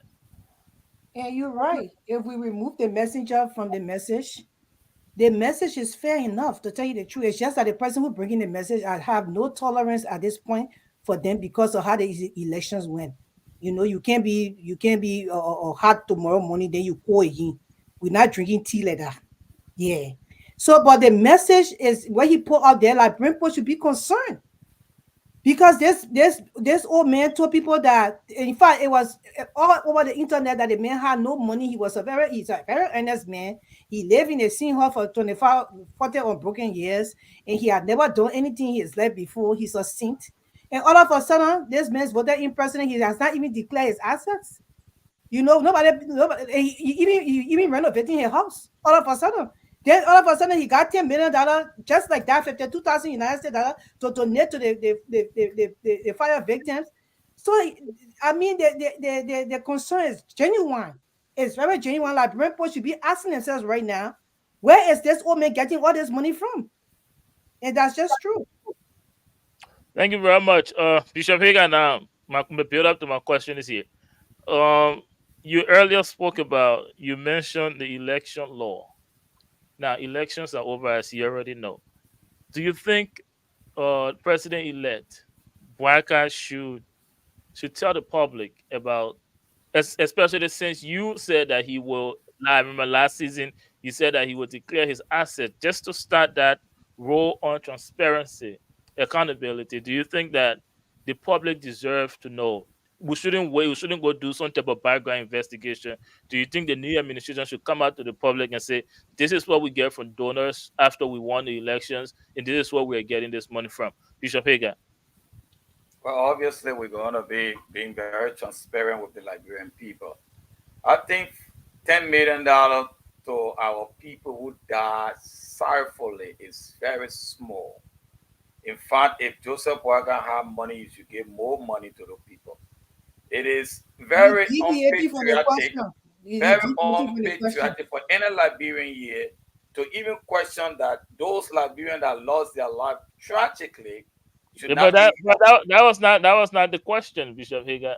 Yeah, I'm just saying, making a point. Go ahead. I'm saying Joseph Yuma Bouaka and the Unity Party going to be transparent. They are going to declare. Joseph Bouaka said on day one, he's going to make all his ministers, including himself, to declare their asset. And every 3 years, according to our laws, the asset will be redeclared to tell you that we are working in transparency and integrity. Joseph Yuma Bouaka, the Unity Party, during the campaign, received a lot of support. For somebody to come here and say, because Joseph Bouaka said he never had money. Listen, that is a figurative. It's a figure of speech. When I'm broke, it doesn't mean that I'm broke. I can tell you right now, I'm broke. I can get $50,000 in my bank account and say I'm still broke, depending on exactly what I consider to be money. So Joseph Yuma Bouaka was not begging in the street. And besides that, he had people, institutions that are helping to win the election. Money is still there, and money can be used before you take the seat. So where did he get the money from? The money he gave to the fire. Derek, Go ahead. Derek. Listen, what I'm saying. Listen, Yeah, I let's think I have have this not said conversation. anything because I'm the saying, network has been going in and out. And Bishop I Reed, didn't yes. I can hear you. Yeah. So what Can I'm you, saying can is you give me a couple of seconds? Let Bishop Hagar conclude, and then I will come to you. I'm sorry, because he was the mid thought. Go I'm ahead. saying with a reputable organization, the Unity Party, for anybody to say giving $50,000 mean that it shouldn't happen is a disgrace. Unity Party receive a lot of funding, and Unity Party is coming to power. They have not gotten to power yet. They can use any money they receive from campaign to go identify with all Liberians that died innocently, and we want to support our people. I even encourage the president to do more than that. We'll do more. Thank you. Thank you very much, Bishop Reeves. yeah, I've not been able to interject because the internet is going in and out. So I could not hear everything that you guys said. However, Bishop Hagar, I want you to stop being political with these things. Number one, from your answers that you just gave, I can see that you did not really listen to Yeka Koluba's interview. If you had listened to it, you would hear that he said when he started hearing some of these things and seeing some of these things, he wrote the president-elect, sent a letter to him by his secretary. So it means that he tried to address it behind the scenes. And when he sent the letter to president-elect, the president-elect sent him back and said he does not want to get any letter from him and he doesn't want to have anything to do with him. And because that happened, Yeka Koluba is drawing a line. Yeka Koluba is not someone I would sit on this show to defend. But let's put transparency in the forefront of where we're going. The president-elect can get money from anywhere. Like I said to you, whenever someone wins an election, people come in and give them favors. They come in and do things for them. All right. So, but Yeka Koluba was specific in what his argument. And his argument is that he was speculating that monies were coming from convicted criminal. And he also mentioned that the president's son was going to bed with other people. That was not correct. Okay. Now, before then, if you all can remember, when the first round of elections took place, Yeka Koluba was with the Unity Party supporting them. But then when that whole letter thing started going around, that whole list thing started going around with Unity Party having a list of people, even though they've not won the election yet, Yeka Koluba came and blew the whistle on it. He said, you have not won election yet, but yet you are putting lists out. I'm sending the warning now. If you guys are coming in to do the same thing that these other people are doing, I will be against. This was before the second round. All right, he had a press conference. And so I wouldn't defend him, but if some of the things that are coming out are things that we can use to help us to keep transparency and balance, then I think we need to open our eyes to them and not just defend it blindly. Thank you. Thank you very much. What I want to say to you, Bishop Reeves, is when we start to govern the nation, it will be inappropriate that every action of the president, someone have to ask you to give explanation. You're running a church. You can't do that. People have everything they want to say. You have to be focused on where you are going. The president cannot be answering to everything he will be doing. I'm sorry for interrupting, but you literally asked the same thing of President George Martin Weah. What did we ask of George Weah? Well, literally every step he took, you needed him to make some step of explanation on it. What's that? We have not taken power yet. Let us start Georgia based on what we do in office. Not when we didn't get to power yet, when George Weah have not taking seat. We did not ask him on everything. Joe, you're having taking power here, but that man not gonna be taking money from people and our government over it. So and then Mrs. they Where getting power now. My sister, to assume that that money came from criminal sources is actually for you. I don't think you want to make that kind of assumption. Well, what you mean for me though? No. What you mean for me? What you mean by assumption? Generalizing like that. Why you just carry away? No, please. He gave your Joseph Barker money. He was supporting him. Do you know how much you personally contributed to fulfill how much you said? 50,000 or 50,000 nothing. The money that we raised for Joseph Barker, we're talking about almost $1 million. Then you talking about $50,000. What is $50,000? Bishop Hagar, he stole the people money. What you trying to tell us? I want to hear both of your questions. So let me hear from Bishop Reeves first. What was the purpose of you guys contributing to a president-elect? Were you all contributing to him because you wanted him to give position? Were you contributing to him because you wanted favors? What were the purpose of you all contributing to him? We contributed because we're not accusing anybody of anything. But what we're saying here is, generally, when a person go for elections, and once that person wins the election, a lot of people will come and do favors for them because they expect something later. And that is exactly what we are seeing now. No, people are now coming to give our president-elect do favors for him, give him money so he can be able to pay back later on. If Honorable Joseph Nyeman Barker had diverted the money to say he used it for himself, this money that was contributed, I'm assuming, based on what I know, was money that came from the campaign and it was used on the poor Liberian people. You are supposed to be celebrating that the president is doing his best. The president-elect is helping the poor Liberian people who are suffering, those who don't have anything, for you to come here and start questioning because you have I think it's disingenuous. To completely disingenuous. Go ahead, Mr. Squad. I mean, Bishop Hagar, you're a bishop, brother. You don't want to be doing that. Don't use the evil or the thing that the bad stuff that happened to those people in Kakata or Totota area. Don't use that for political gains. It's not good. Those people die. People from the members die. One woman on Facebook crying star coming from her, no, she lost her nephew and her brother in 30 minutes in between. We don't care at this point in time whether he gave the money to the people. The Liberian people are concerned where the money came from. Because Liberians are helping those people. A lot of people medical people, medical practitioners and nurses in North Carolina donated a whole lot of money in medical equipment, gauze, all those things. And one of them took it to Liberia, first hand, got on the flight, carried it to Liberia. Not because the people's names are not announced or on Facebook, so we don't know their names. So $52,000 for Joseph Barker, was that even anything? We agree that he should have given more. That's the fact. But Liberian people want to know, where is this money coming from? That's our problem.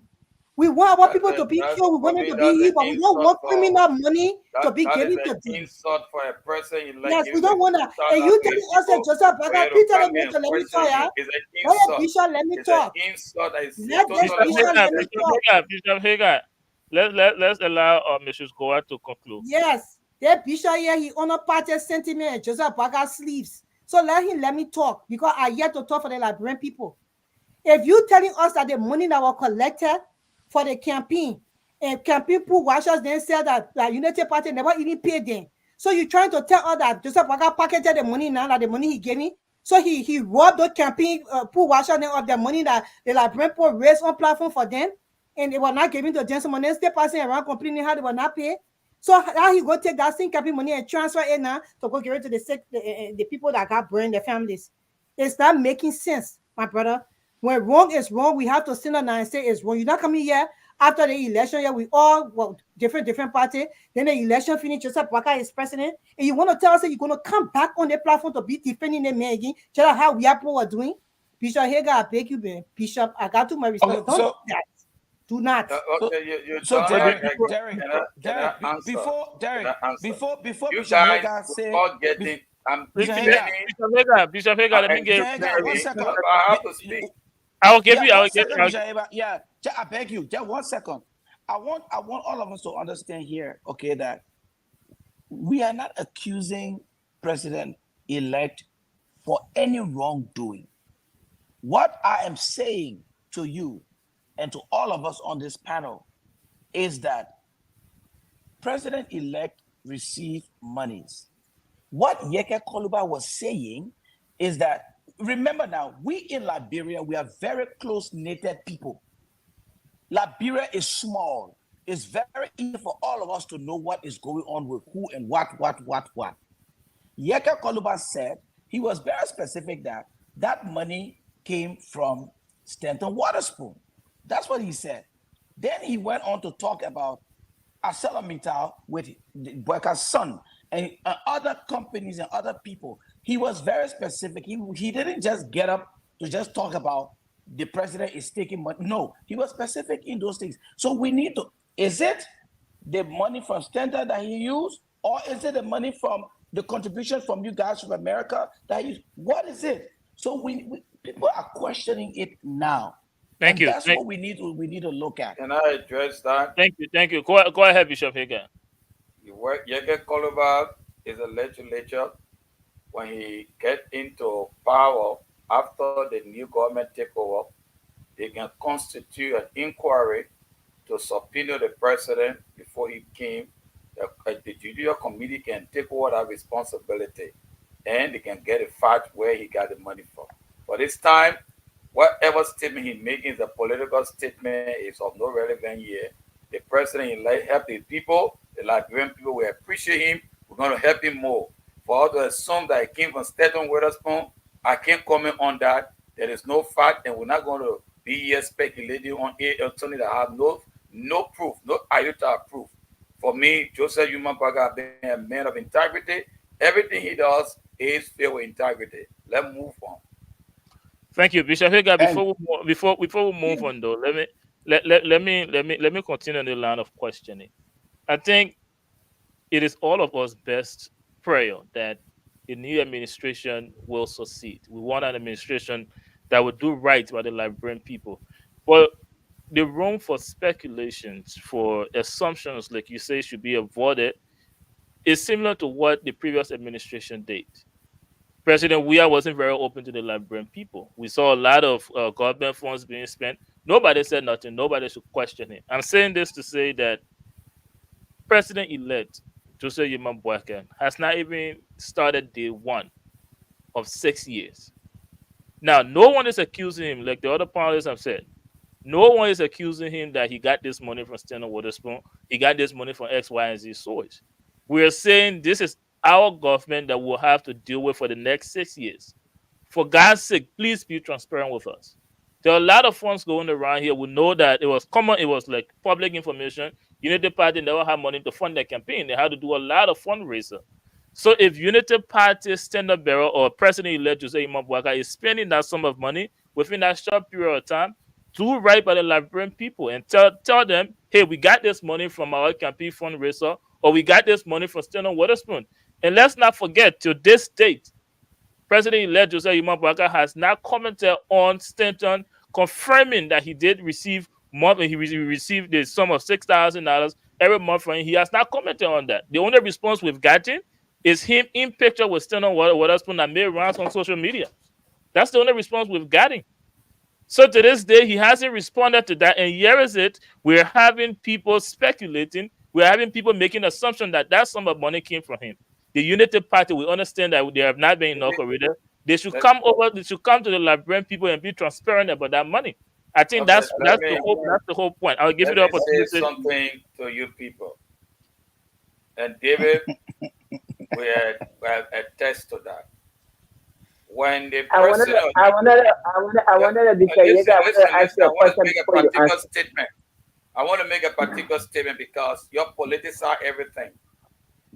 When the president of Equatorial Guinea gave the $50 million to build an airport as a gift to Ellen Johnson Sirleaf, everybody in Liberia said the money should not be taken because it came from a dictator or a criminal.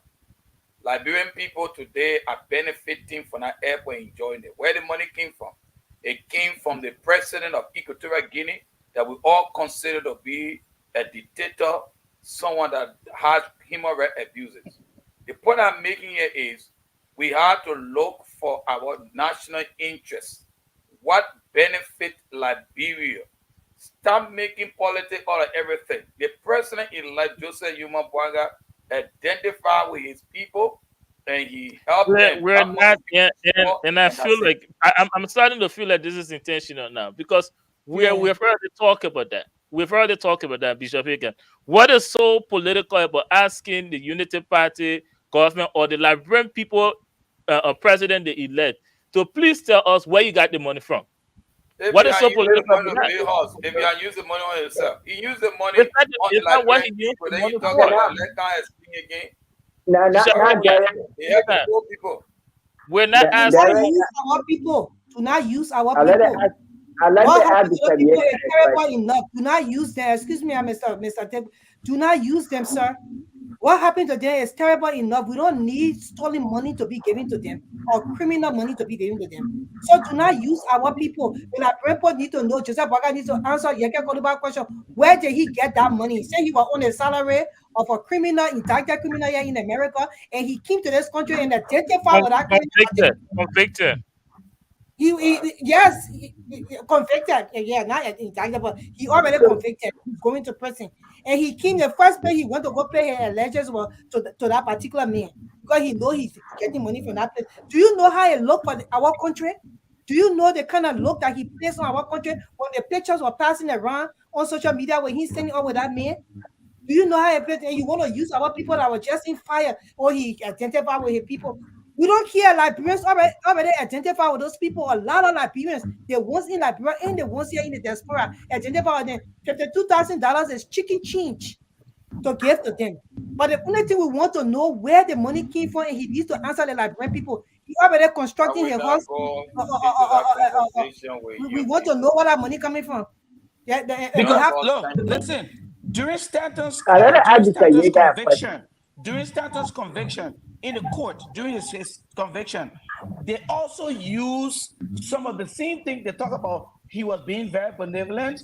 He has been helping. They use all of that to support his case. If you follow his conviction, all right? He brought a whole group of people in there and talked about people who were giving testimonies of what he has done. Yes, he was being very benevolent. He's helping in his country. They talk about his birth country, Liberia. He's helping and he's doing all of that. So we're saying now that this is all stinking money that he gave it to us, and they're using it in the court to help to get him out. So that's what we are saying. It's not what our president-elect used the money for. That's not what we're saying. What we're saying here is Yeke Koluba is accusing us of taking money from Stanton Waterspoon. And if he is, and we know that that's not true, the president-elect don't even have to say something. Somebody from the party should just come and say, look, that thing Yeke is saying, we rebut that statement, period. Nobody will go after it. The president don't have to speak, but we have people in the party who can come out and say, what Yeke is saying, he's dead wrong, period. Thank you. Thank you very much. David, let's get your question of Bishop Hagan. You're on mute. You know, I remember when there were issues of corruption being raised against Nathaniel Mangill, who was Minister of State for Presidential Affairs and others. And Liberians and others are saying that the fact that even if they stole the money, the fact that they use the money in Liberia, is nothing wrong with that. I think it's a similar trend that Bishop Yega is taking. The fact that Joseph Bwanga gave $10 million to people, we shouldn't care about what the source of the money is. I think that similar justification you are providing, whether you receive the money from a criminal or from the devil, and he gave it to the fact that you know, he gave it to the victims of the fire. There's nothing wrong with that. Liberians or Yeke shouldn't ask what the source of the money is. Similarly, people say we didn't have to ask Nigeria what they're doing the public fund because they're using it to help people in Liberia and then carry the money to the United States. So what is the difference between you and the argument? Talking about public fund, money that is a collective money. This money, Joseph Walker has no access to public fund. Whatever money came, Unity Party has a right before the National Election Commission to tell the National Election Commission how they use the campaign donation.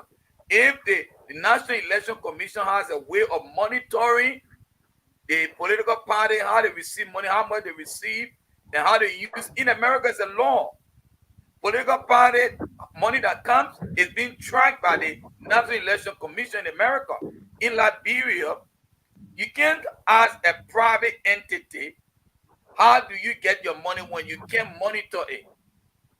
It's no argument. Nathaniel McGee, don't make no kind of comparison. He stole the Liberian people money. He used it on his own. He built houses. He built $250,000 just a grave for his mother. And while the people suffering. Honorable Joseph Yuma Boaka, whatever he got was spent on the Liberian people. That private money. Joseph David, the private money. He's supposed to do it. He did it because he's patriotic. He loved the Liberian people. You are right. You are right. You are very right, Bishop. You are right with what you just said. Let's be honest. You are right with what you just said. You are very, very, very, very correct. What we are saying here is that there is an accusation. If Yeke Koluba had not made that accusation to the president-elect, that's a whole different thing. Nobody will question. The president can give $5 million to whoever he wants to right now. That's fine. But if someone came up and said, "Oh, that $5 million you gave, it came from I know that for a fact, and I'm sending warning to you," it will raise a red flag that Liberian people will start asking questions. You see, and the that's fact his private money. You are very correct. He and can do whatever he wants to do with it. But the fact that as it's long coming as from there's an accusation to that, I think we need to answer it. That's all we're saying here tonight.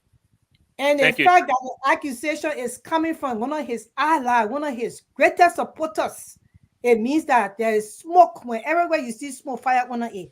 They get accused, he called me. So he need to kind of declare to us where he got that money from. Period. Mrs. Grace, you heard what Yeke said. He wrote to Honorable Joseph Yuma Boaka to ask for how the money was gotten. The president said he would not answer. He got angry. So everything he's saying is based on his anger. We're not listening to that. I don't think that is the right way to characterize that exchange between District 10 lawmaker and the president. I think he's angry. He always been vexed. So we're not going to assess the emotion of District 10 representative. No, Bishop. This last one is not right. This last statement is not correct. The fact that he wrote the man and the man said he's not listening, then he got angry. No, that's not what we're saying. Liberia is a small country. Me and you know that. It's very easy to know how things move from one place to another. Another thing, Liberian people can lie. Okay. So we got to be very careful. When things come up and somebody accuses us, we must be quick to correct them because the masses, they are looking at us. They are looking at us. And that is a caution I want to send to our incoming government. Before I step my mind, I want to ask Mr. Reese something. Mr. Reese has characterized Liberians as liars. Now, the Dr. Richard tells us that the fact that you said Liberians can lie and you are a Liberian, you are also a liar. Do you agree? Well, before simple deductive reasoning. You said Liberian people can lie. So when Mr. Reese comes back, we'll give him the opportunity to respond to that. Eric, can I say something quick? Go ahead, Mrs. Squad. Give me one. I wanted to actually just slip on. It's okay. It's okay. Let I me wanted say to make a something. point, If but you it's, don't get it's anything before to okay. say, before let me say before something. before before Can you I do say that, something, before, please? yeah, I have a question for you, and then you can say whatever you want to Okay, go say. And ahead. here, yeah, let me just say what anointed honor here. They said Bwaka presented that money. He said, on behalf of me and my family. He never Thank said you, United Party. Oh. He thank said, you. on behalf of me and my family. I gave him the money here. He brought to the So, God, his wife, the children, that on behalf of me. So you anointed, need to know what must here your family be got our reading money the for all of Bible us. now, right? What here your family got our money for all of us. We want to know. Yeah. Yeah, so I thank you very much. Mrs. Grace, where you and your family got Bishop money from? Bishop Hagar, Oh, me and Bishop my Hagar. family, we Yeah. No, work no, no, no, no, nine no, to no. five, and we Let's also not, have a business. Bishop, Mrs. Boy, I let's just not said, encourage Baba, that. we're not working. He was getting handouts. Let's not encourage that. Bishop Hagar, I think Mrs. Goa read my mind because the money was given to those fires victims from President-elect and his family. So I think that he already gave us some type of clue that it is not coming from Unity Party or coffers. He said it's from Okay. him and his family. Now the accusation here is Yeke Kolowa is accusing President-elect Boaka that he is receiving money from convicted criminals sent on with a spoon. So, for the sake of transparency, just do right by the Liberian people. Come to the Liberian people and tell them the source of your money. Because Listen, just recently you never had money to fund your own campaign. Now you're handing out that sum of money to fire victims in a very short period of time. Don't you think it is the right thing? It is the most transparent thing to do for him to tell the Liberian people where he got that money from. Bishop Hagan. well, just hold on. Just wait. After the 22nd, we'll make our financial declaration, how much we have in the bank, how much we have in our account. When somebody say I don't have money, it doesn't necessarily mean the person is broke with no money. I can tell you right now that I don't have no money compared with other people. I may have what other people consider to be some substantial amount of money. Joseph Yuma Boaga has been working in government. Joseph Yuma Boaga is not a foolish person. This man has credibility. So please, we shouldn't come here and reduce and be asking him where you get $50,000 from. I think it's insignificant. We If we talk have about to millions ask of him. dollars, we talk Bishop, about millions of dollars, we talk something. $50,000 is nothing. How much I spent Bishop, in we have Liberia to last ask year? him. The last time we checked, the man when him and Costa were raising money to pay his debt, what he took from the $2,000, I don't know that was $2,000 that Opon we are getting to go to the hospital, and Opon said he wanted the judge. We are said he wanted judge. We are said he wanted his money back. Him and Costa, Joseph Baga could not produce that money. They had to do fundraiser on This Costa is platform to pay my that money. So sister Grace. don't get it twisted. You're still in the campaign. You're still angry because your candidate was massively That's not beaten by true. Joseph Boaga. Bishop So we Hagan, understand all that statement you make in before a political statement. We That's already before won not the true. election. Let's go ahead. before we take a break to come back, enjoy We the will curtain. hold the government accountable. The incoming government, Gary, we not Gary, put Gary, them I want Mr. Ray to answer my question. Yeah, I will, I will, yeah. I will, I will get I had a Yeah. technical breakdown, I and will I get to apologize for that. And I really, that's a very interesting question you asked me. And Okay. You heard the question, right? yes, I had a question just before I wanted to answer. My thing went off. Okay, Okay. and as a man of integrity, I will tell you the question you asked me is a checkmate question. All right. What does I that mean? didn't mean to What does say that mean? they can lie. I Okay. meant to really say that they don't seek for answers and they can start talking. A Liberian person will tell you, Okay. I was there. Oh, I heard it. Meanwhile, he was not really there. That's what I'm trying to say. Okay, I wasn't really Okay. just trying to characterize everybody as Liberian people can lie. That's what I said, and it's a checkmate. Okay. I Thank retract you. that. But they Thank you very don't. much. Yes, they don't seek for answers, they don't seek for knowledge, but they will come and defend as if they know. And that's a general thing that we do. thank you very much, Thank Bishop Hayes. And guys, before we take a break, just to piggyback to Bishop Hagan. Now, I think the new administration or the Unity Party or administration should take this as a positive because you have people that are ready to stay on the feet of this government to do the right thing. So, in this beginning, at this stage, if you cannot be transparent with that amount, trust me, you have way bigger problem coming because Listen, Yeke Koloba will be. Derek, Let me no. Just stop making those kind of statement. After January 22nd, allow. you're trying to infuse something that is not right. I I was will allow you to interrupt me, but I will finish what I was saying. Okay. Do you want to continue? I want to continue. All right, go ahead. Yeah, man, continue. When I start talking. Very well. Mm-hmm. After we swear in January the 22nd, the 23rd, you will see the financial statement from Joseph Yuma Boaka declaring his asset or the minister.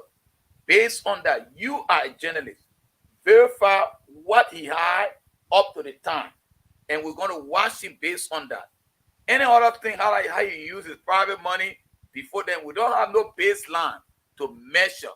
Whether he had $100,000 in the bank account before he became president, you don't know. Please, any other thing, I'm not going to talk about it. After the inauguration, watch my word. Liberia will never be the same. We're going to straighten now. Is that a hopeful statement? Is that something you know for sure they're going to do? Is there any lead that can point us that Unity Party is definitely going to do that? I said, watch my word. I will come back on this show. You said we'll have the. You have to watch your word as like a spokesperson of Unity Party. Yeah, Bishop Yeager. Go ahead. I'm talking at a higher level with the Unity Party. So I'm telling you information I'm privileged to. You know, the good thing, we'll always have you on the house Zoom. We'll hold you accountable to that. And Mr. Takwe, and let's hear from you. Bishop Yeager, it's often said that when the Christmas will be good, you see it from the east. You said that President-elect Boaka is not in charge of public funds, so no one should question it as to the source of the $10 million. This is where accountability begins with the Boaka's government. If he did give $10 million after you were said you were broke, you did not have funds in the finance your own, where are you not getting the money from? I think this is why the people are questioning. If Joseph Boaka will be accountable, let's start from the $10 million. I think that's the underlying concern of Yeket and others. Don't you believe that, sir? The beauty of expressing using idiomatic expression to make a point, you will just confuse yourself to take it literally. When Joseph Boaka said he was parking the garage, you made issue. When he said he took money from the bank loan, he was on loan, you made all kinds of issues. When Joseph Boaka said he was broke, what does it mean when someone is broke? You don't understand. That was the language, yes. Joseph Yuma Boaka as a vice president, he work in different areas. The man has different assets. So what I'm saying to you people tonight, and please Liberian people, those in Monrovia, in Sani Kore, in Lofa, listen tonight. On January the 23rd, Joseph Yuma Boaka will declare his asset. All that he had before he became president will be reflected there. Generally, like David will go and verify those things. Let's judge him based on what vision. Derek. Yes. Go ahead. Yeah, I'm having a lot of technical difficulties here. That's why I'm not hearing everything that is being said, because there's a lot of buffering from the internet. But I want Bishop to know that the people who are writing him and advising him now, they're not helping him at all. They're not helping him at all because I don't want you to see this thing as somebody is accusing anybody. I want you to see that there is a person who came out with an accusation, and that accusation needed to be addressed. That's all we are saying. Okay, Reverend Reed. Let me say it clear. Today, David said Monrovia has become one of the cleanest cities in West Africa. Volunteer king. But David himself said, I'm not there. Monrovia City Corporation have millions of dollars budget. They couldn't clean the city. But today, the city is clean. Let Yeager go ask how he getting those people mobilized, getting those people to clean the city. He should be asking no question. Why didn't he ask the question? Look how Morgan is clean today. Then he want to come question the old man because he go give 50,000 to very suffering Liberian people that went through serious difficulty. All the good things that happening over there. Why you again go ask how you doing it? No, Yeke will not ask. Yeke will not ask because there are good things happening. But when something that is not good happen, Yeke will ask. So something that he felt was not good happened. That's why he came out to speak. But when there's good thing happening, he's not going to get up and be talking. But when something has a red flag, yeah, he will ask. And that's why we need to address the red flag. Thank you. I think just to add to you, I think Yeke know the source of the money they are using to clean the city, but he doesn't know the source of the $10 million. And he also, according to him, I listened to his press review, a press conference. He said his source told him that Stanley Witherspoon gave President Everybody gets source. Everybody gets source in Liberia.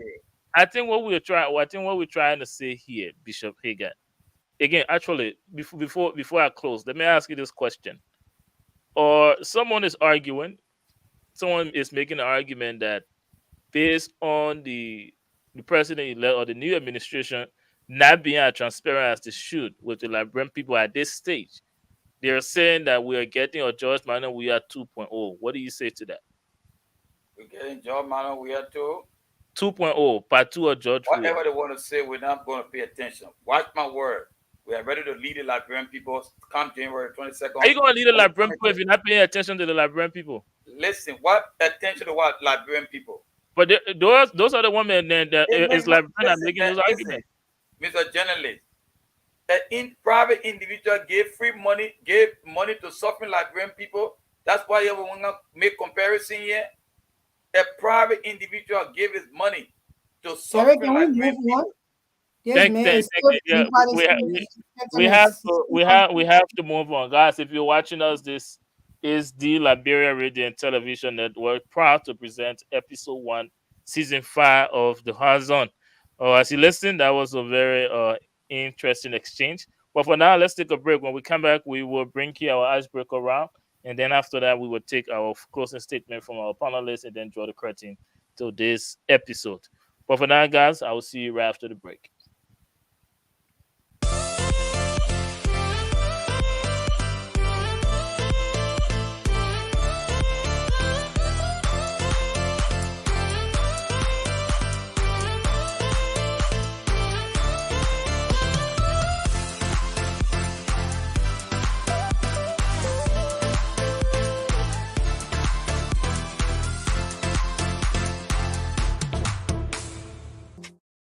At Fatu's, we know what it's like to feel a little homesick.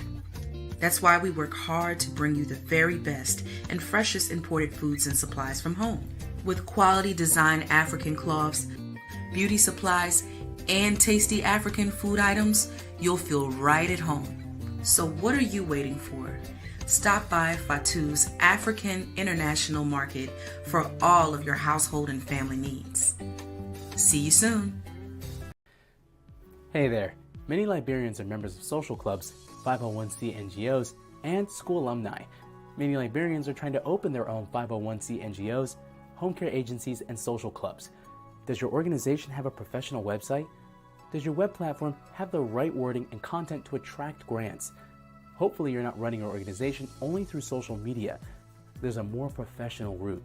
You need an online space where you can craft a positive message about your organization, making your home health agency more credible, which will increase your chances to receive grants.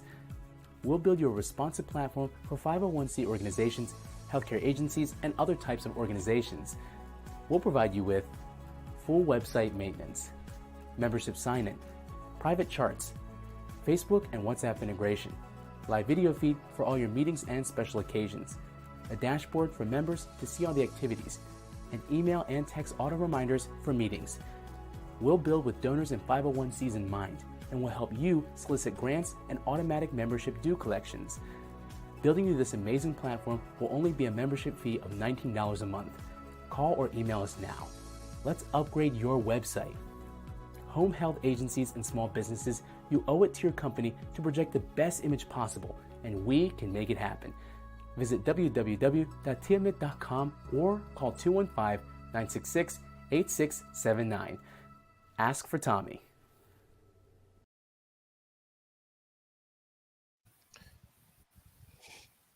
Welcome back, ladies and gentlemen. You're here on the Liberia Radio and Television Network watching the pilot episode of Season 5 of The Hard Zone. And you know, The Hard Zone is a talk show where we feature a team of panelists. Tonight we have our Mrs. Grace Gord, Bishop Haggard, and Bishop Cephas Reeves. And I'm playing host. My name is Derek Alley. I'm here with my co-host, Mr. David N. Takbe. If you're watching us in just 11 days, January 22nd, 2024, Liberia will be inaugurating her 25th president in person of Ambassador Joseph Yuma Boagat and his vice president, Jeremiah Cohn from Nema County. But for now, guys, let's get right into our icebreaker round, and then we will give you guys the opportunity to close on this episode. As was announced in the beginning part of the show, the African Cup of Nations will be starting this week, Saturday, in Ivory Coast. It's going to be held in Ivory Coast.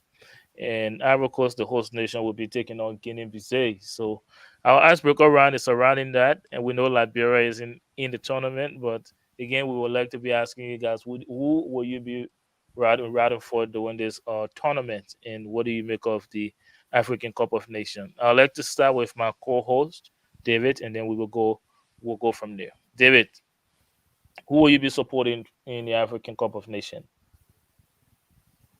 You're muted.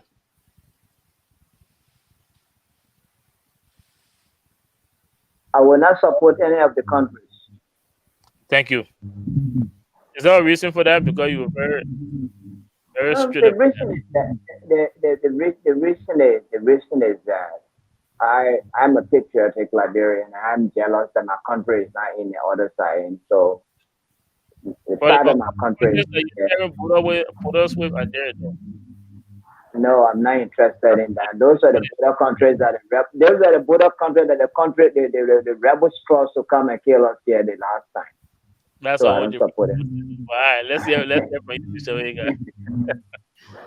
Well, let's not get too country. You know how much I love Africa. I spent 18 years of my life there. And the Lord blessed me a lot in the Ivory Coast. Donc, je soutiens RFN du Côte d'Ivoire. Bravo, Côte d'Ivoire. I believe they will take the cup. That's what the best team in Africa right now. Thank you very much. Let's hear from you, Ms. Goa. Mr. Tagwe, you are typical Liberian. How you said that you are blaming the rest of the people from the other countries happening in your country that your own country for? You have a president who you voted for and never brought football to shine in Liberia for his 6 years. He just step on football. In fact, football the soccer were even more advanced before he became president, and he just destroyed the whole thing when he became president because everything has to be about him and his family. And now you're coming to blame about poor people, about neighboring country for no reason. For me, I will always stand with Ghana, my first choice. And then after that, I will stand with Ivory Coast, the Ivory Coast. Yeah. Thank you very much, Ghana and Ivory Coast. Yeah. What did you say? Is Ghana in the tournament?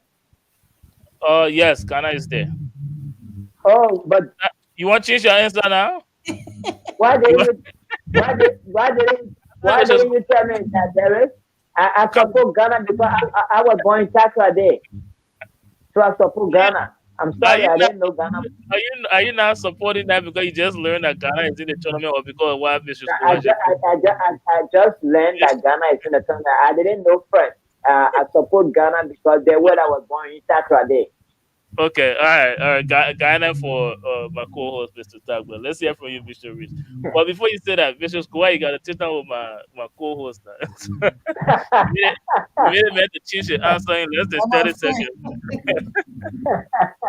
Mr. Reese. Yeah, I'm a little disappointed that Liberia is not going to be part of it. I really want to see Liberia, coming up in everything. I'm not going to blame anybody, but my prayer is that Liberia will come back in the next one. And I pledge my support to Ghana because I lived in Ghana for, just like Bishop said, I lived in Ghana for 11 years. And Ghana has contributed immensely to some of the things that I'm doing today. So I pledge my support to Ghana.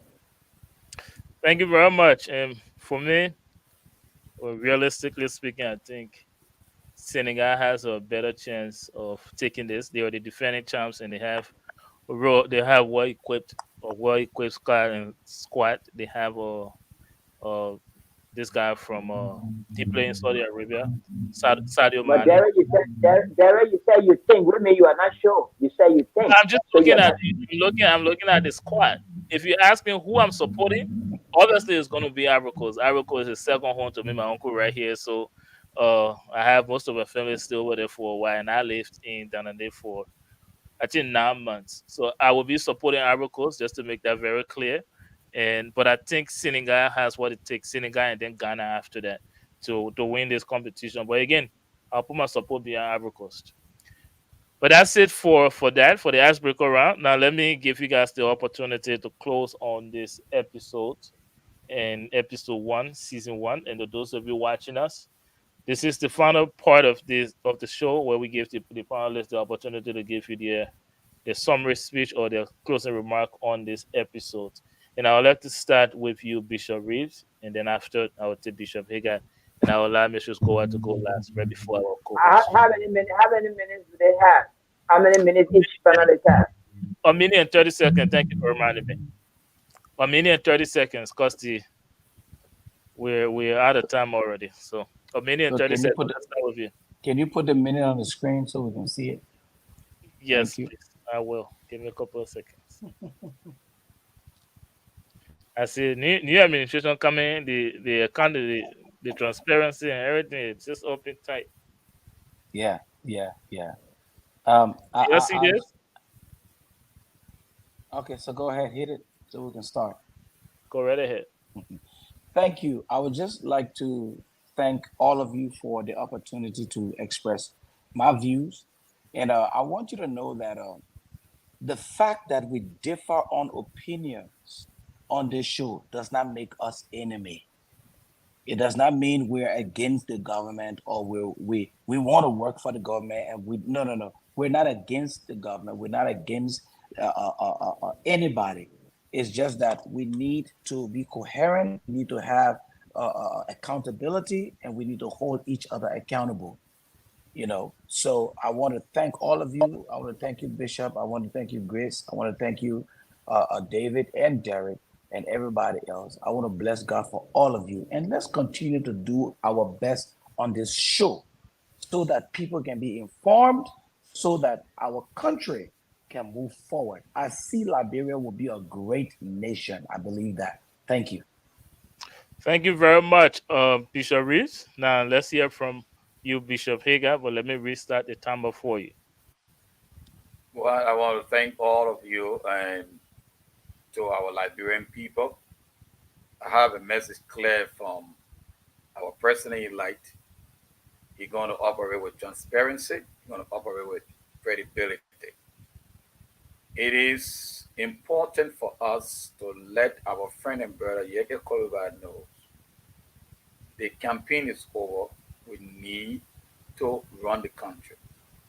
Whatever donation Joseph Yuma Boaga gave to the suffering Liberian people in total time was something that he did out of his private resources. And there is no law, there is no reason why he should explain to anybody how he spent his own money. And it's a little insulting, to say the least, that Honorable Yeke Koluba will be writing to the president to explain everything he was doing. I mean, that for me is bringing down the office of the president. I hope that he will reconsider some of his political statements and let's move together in the right direction. The Liberian people, please, Joseph Human Poaga, when he takes power, judge him based on how he managed the Liberian people money. And I can guarantee you, Liberia is in the right hand. Progress and development is coming. Credibility and accountability is coming. Thank you so much. God bless you. Thank you very much, Bishop Hagar. Now let's hear from you, Rufus Goa. Well, I would like to thank the LRTN family, and I would like to thank the panelists. We are all family here. And I would just reiterate what Bishop Reed said, that we don't have any animosity against one another. We are all Liberians. We are putting Liberia first. We have nothing against this government. We are happy that the government has changed and a new government will be put in place on the 22nd. We all pray for Honorable Baka to succeed, because if he succeeds in this government, it means Liberia has succeeded. And it will be good for us, our future generation of children, and our generations to come. We are praying to live to see a better Liberia in a changed Liberia. That's what the Liberian people voted for. So when we hold our president-elect accountable for things, doesn't mean that we hate him, but we just want Liberia to be a better place. So I admonish all of us here to make that happen, because when we hold this government feet to the fire, good things will come out of it, because we know that Mr. Baka has a good heart. As all the people say, he's a good man, so we want to see that. So I thank you guys and have a good evening and the rest of your week. Thank you very much, Mistress Goa, and thanks to you too, Bishop Hager, and to you as well, Bishop Reese. But before we draw the curtain, let me hear from our co-host here, Mr. Takwe, to just summarize everything for us tonight. And you two will have 1 minute 30 seconds. You're muted. Eric, the only thing I want to say is to commend or thank our dedicated panelists, Mrs. Goa, Reverend Reed, Reverend Yeager. Though the politics are over, the campaign are over, but they stay committed their time to LRTN and to the Hard Zone. I appreciate that. I'm very impressed. They didn't turn their backs to LRTN because politics are over. And so I'd like to commend you people. I hope they keep on coming. And let's make the Hard Zone one of the best, not only in Liberia, but in the United States.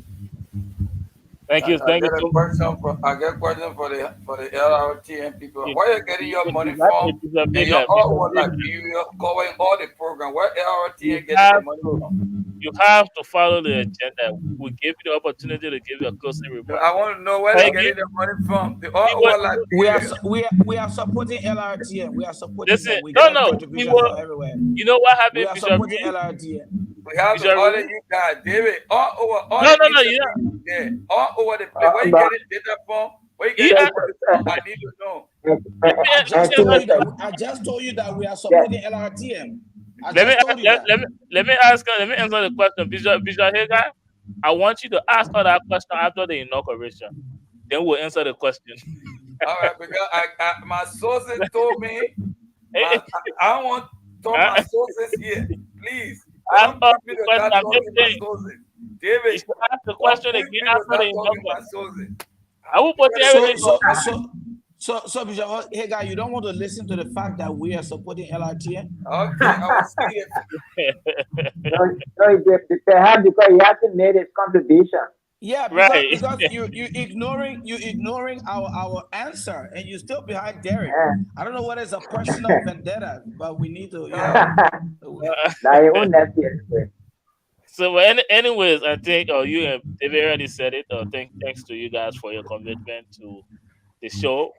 And the most important people are those that are watching us. You guys were here with us from season 1, 2, 3, and now 3, 4, and now you guys are with us on season 5. We have a long way to go. We'll provide the platform for those that wish to speak for the Liberian people from both ends. Bishop Hagar. The small sedition and they don't like to see my face. Just whatever the comments that were in support of you, were they seditions? So the small sedition. So I think Well, it's been a great night, guys. Wherever you're watching us You from, can sit here to contend with us. happy New Year again. Have a pleasant good evening to all of you.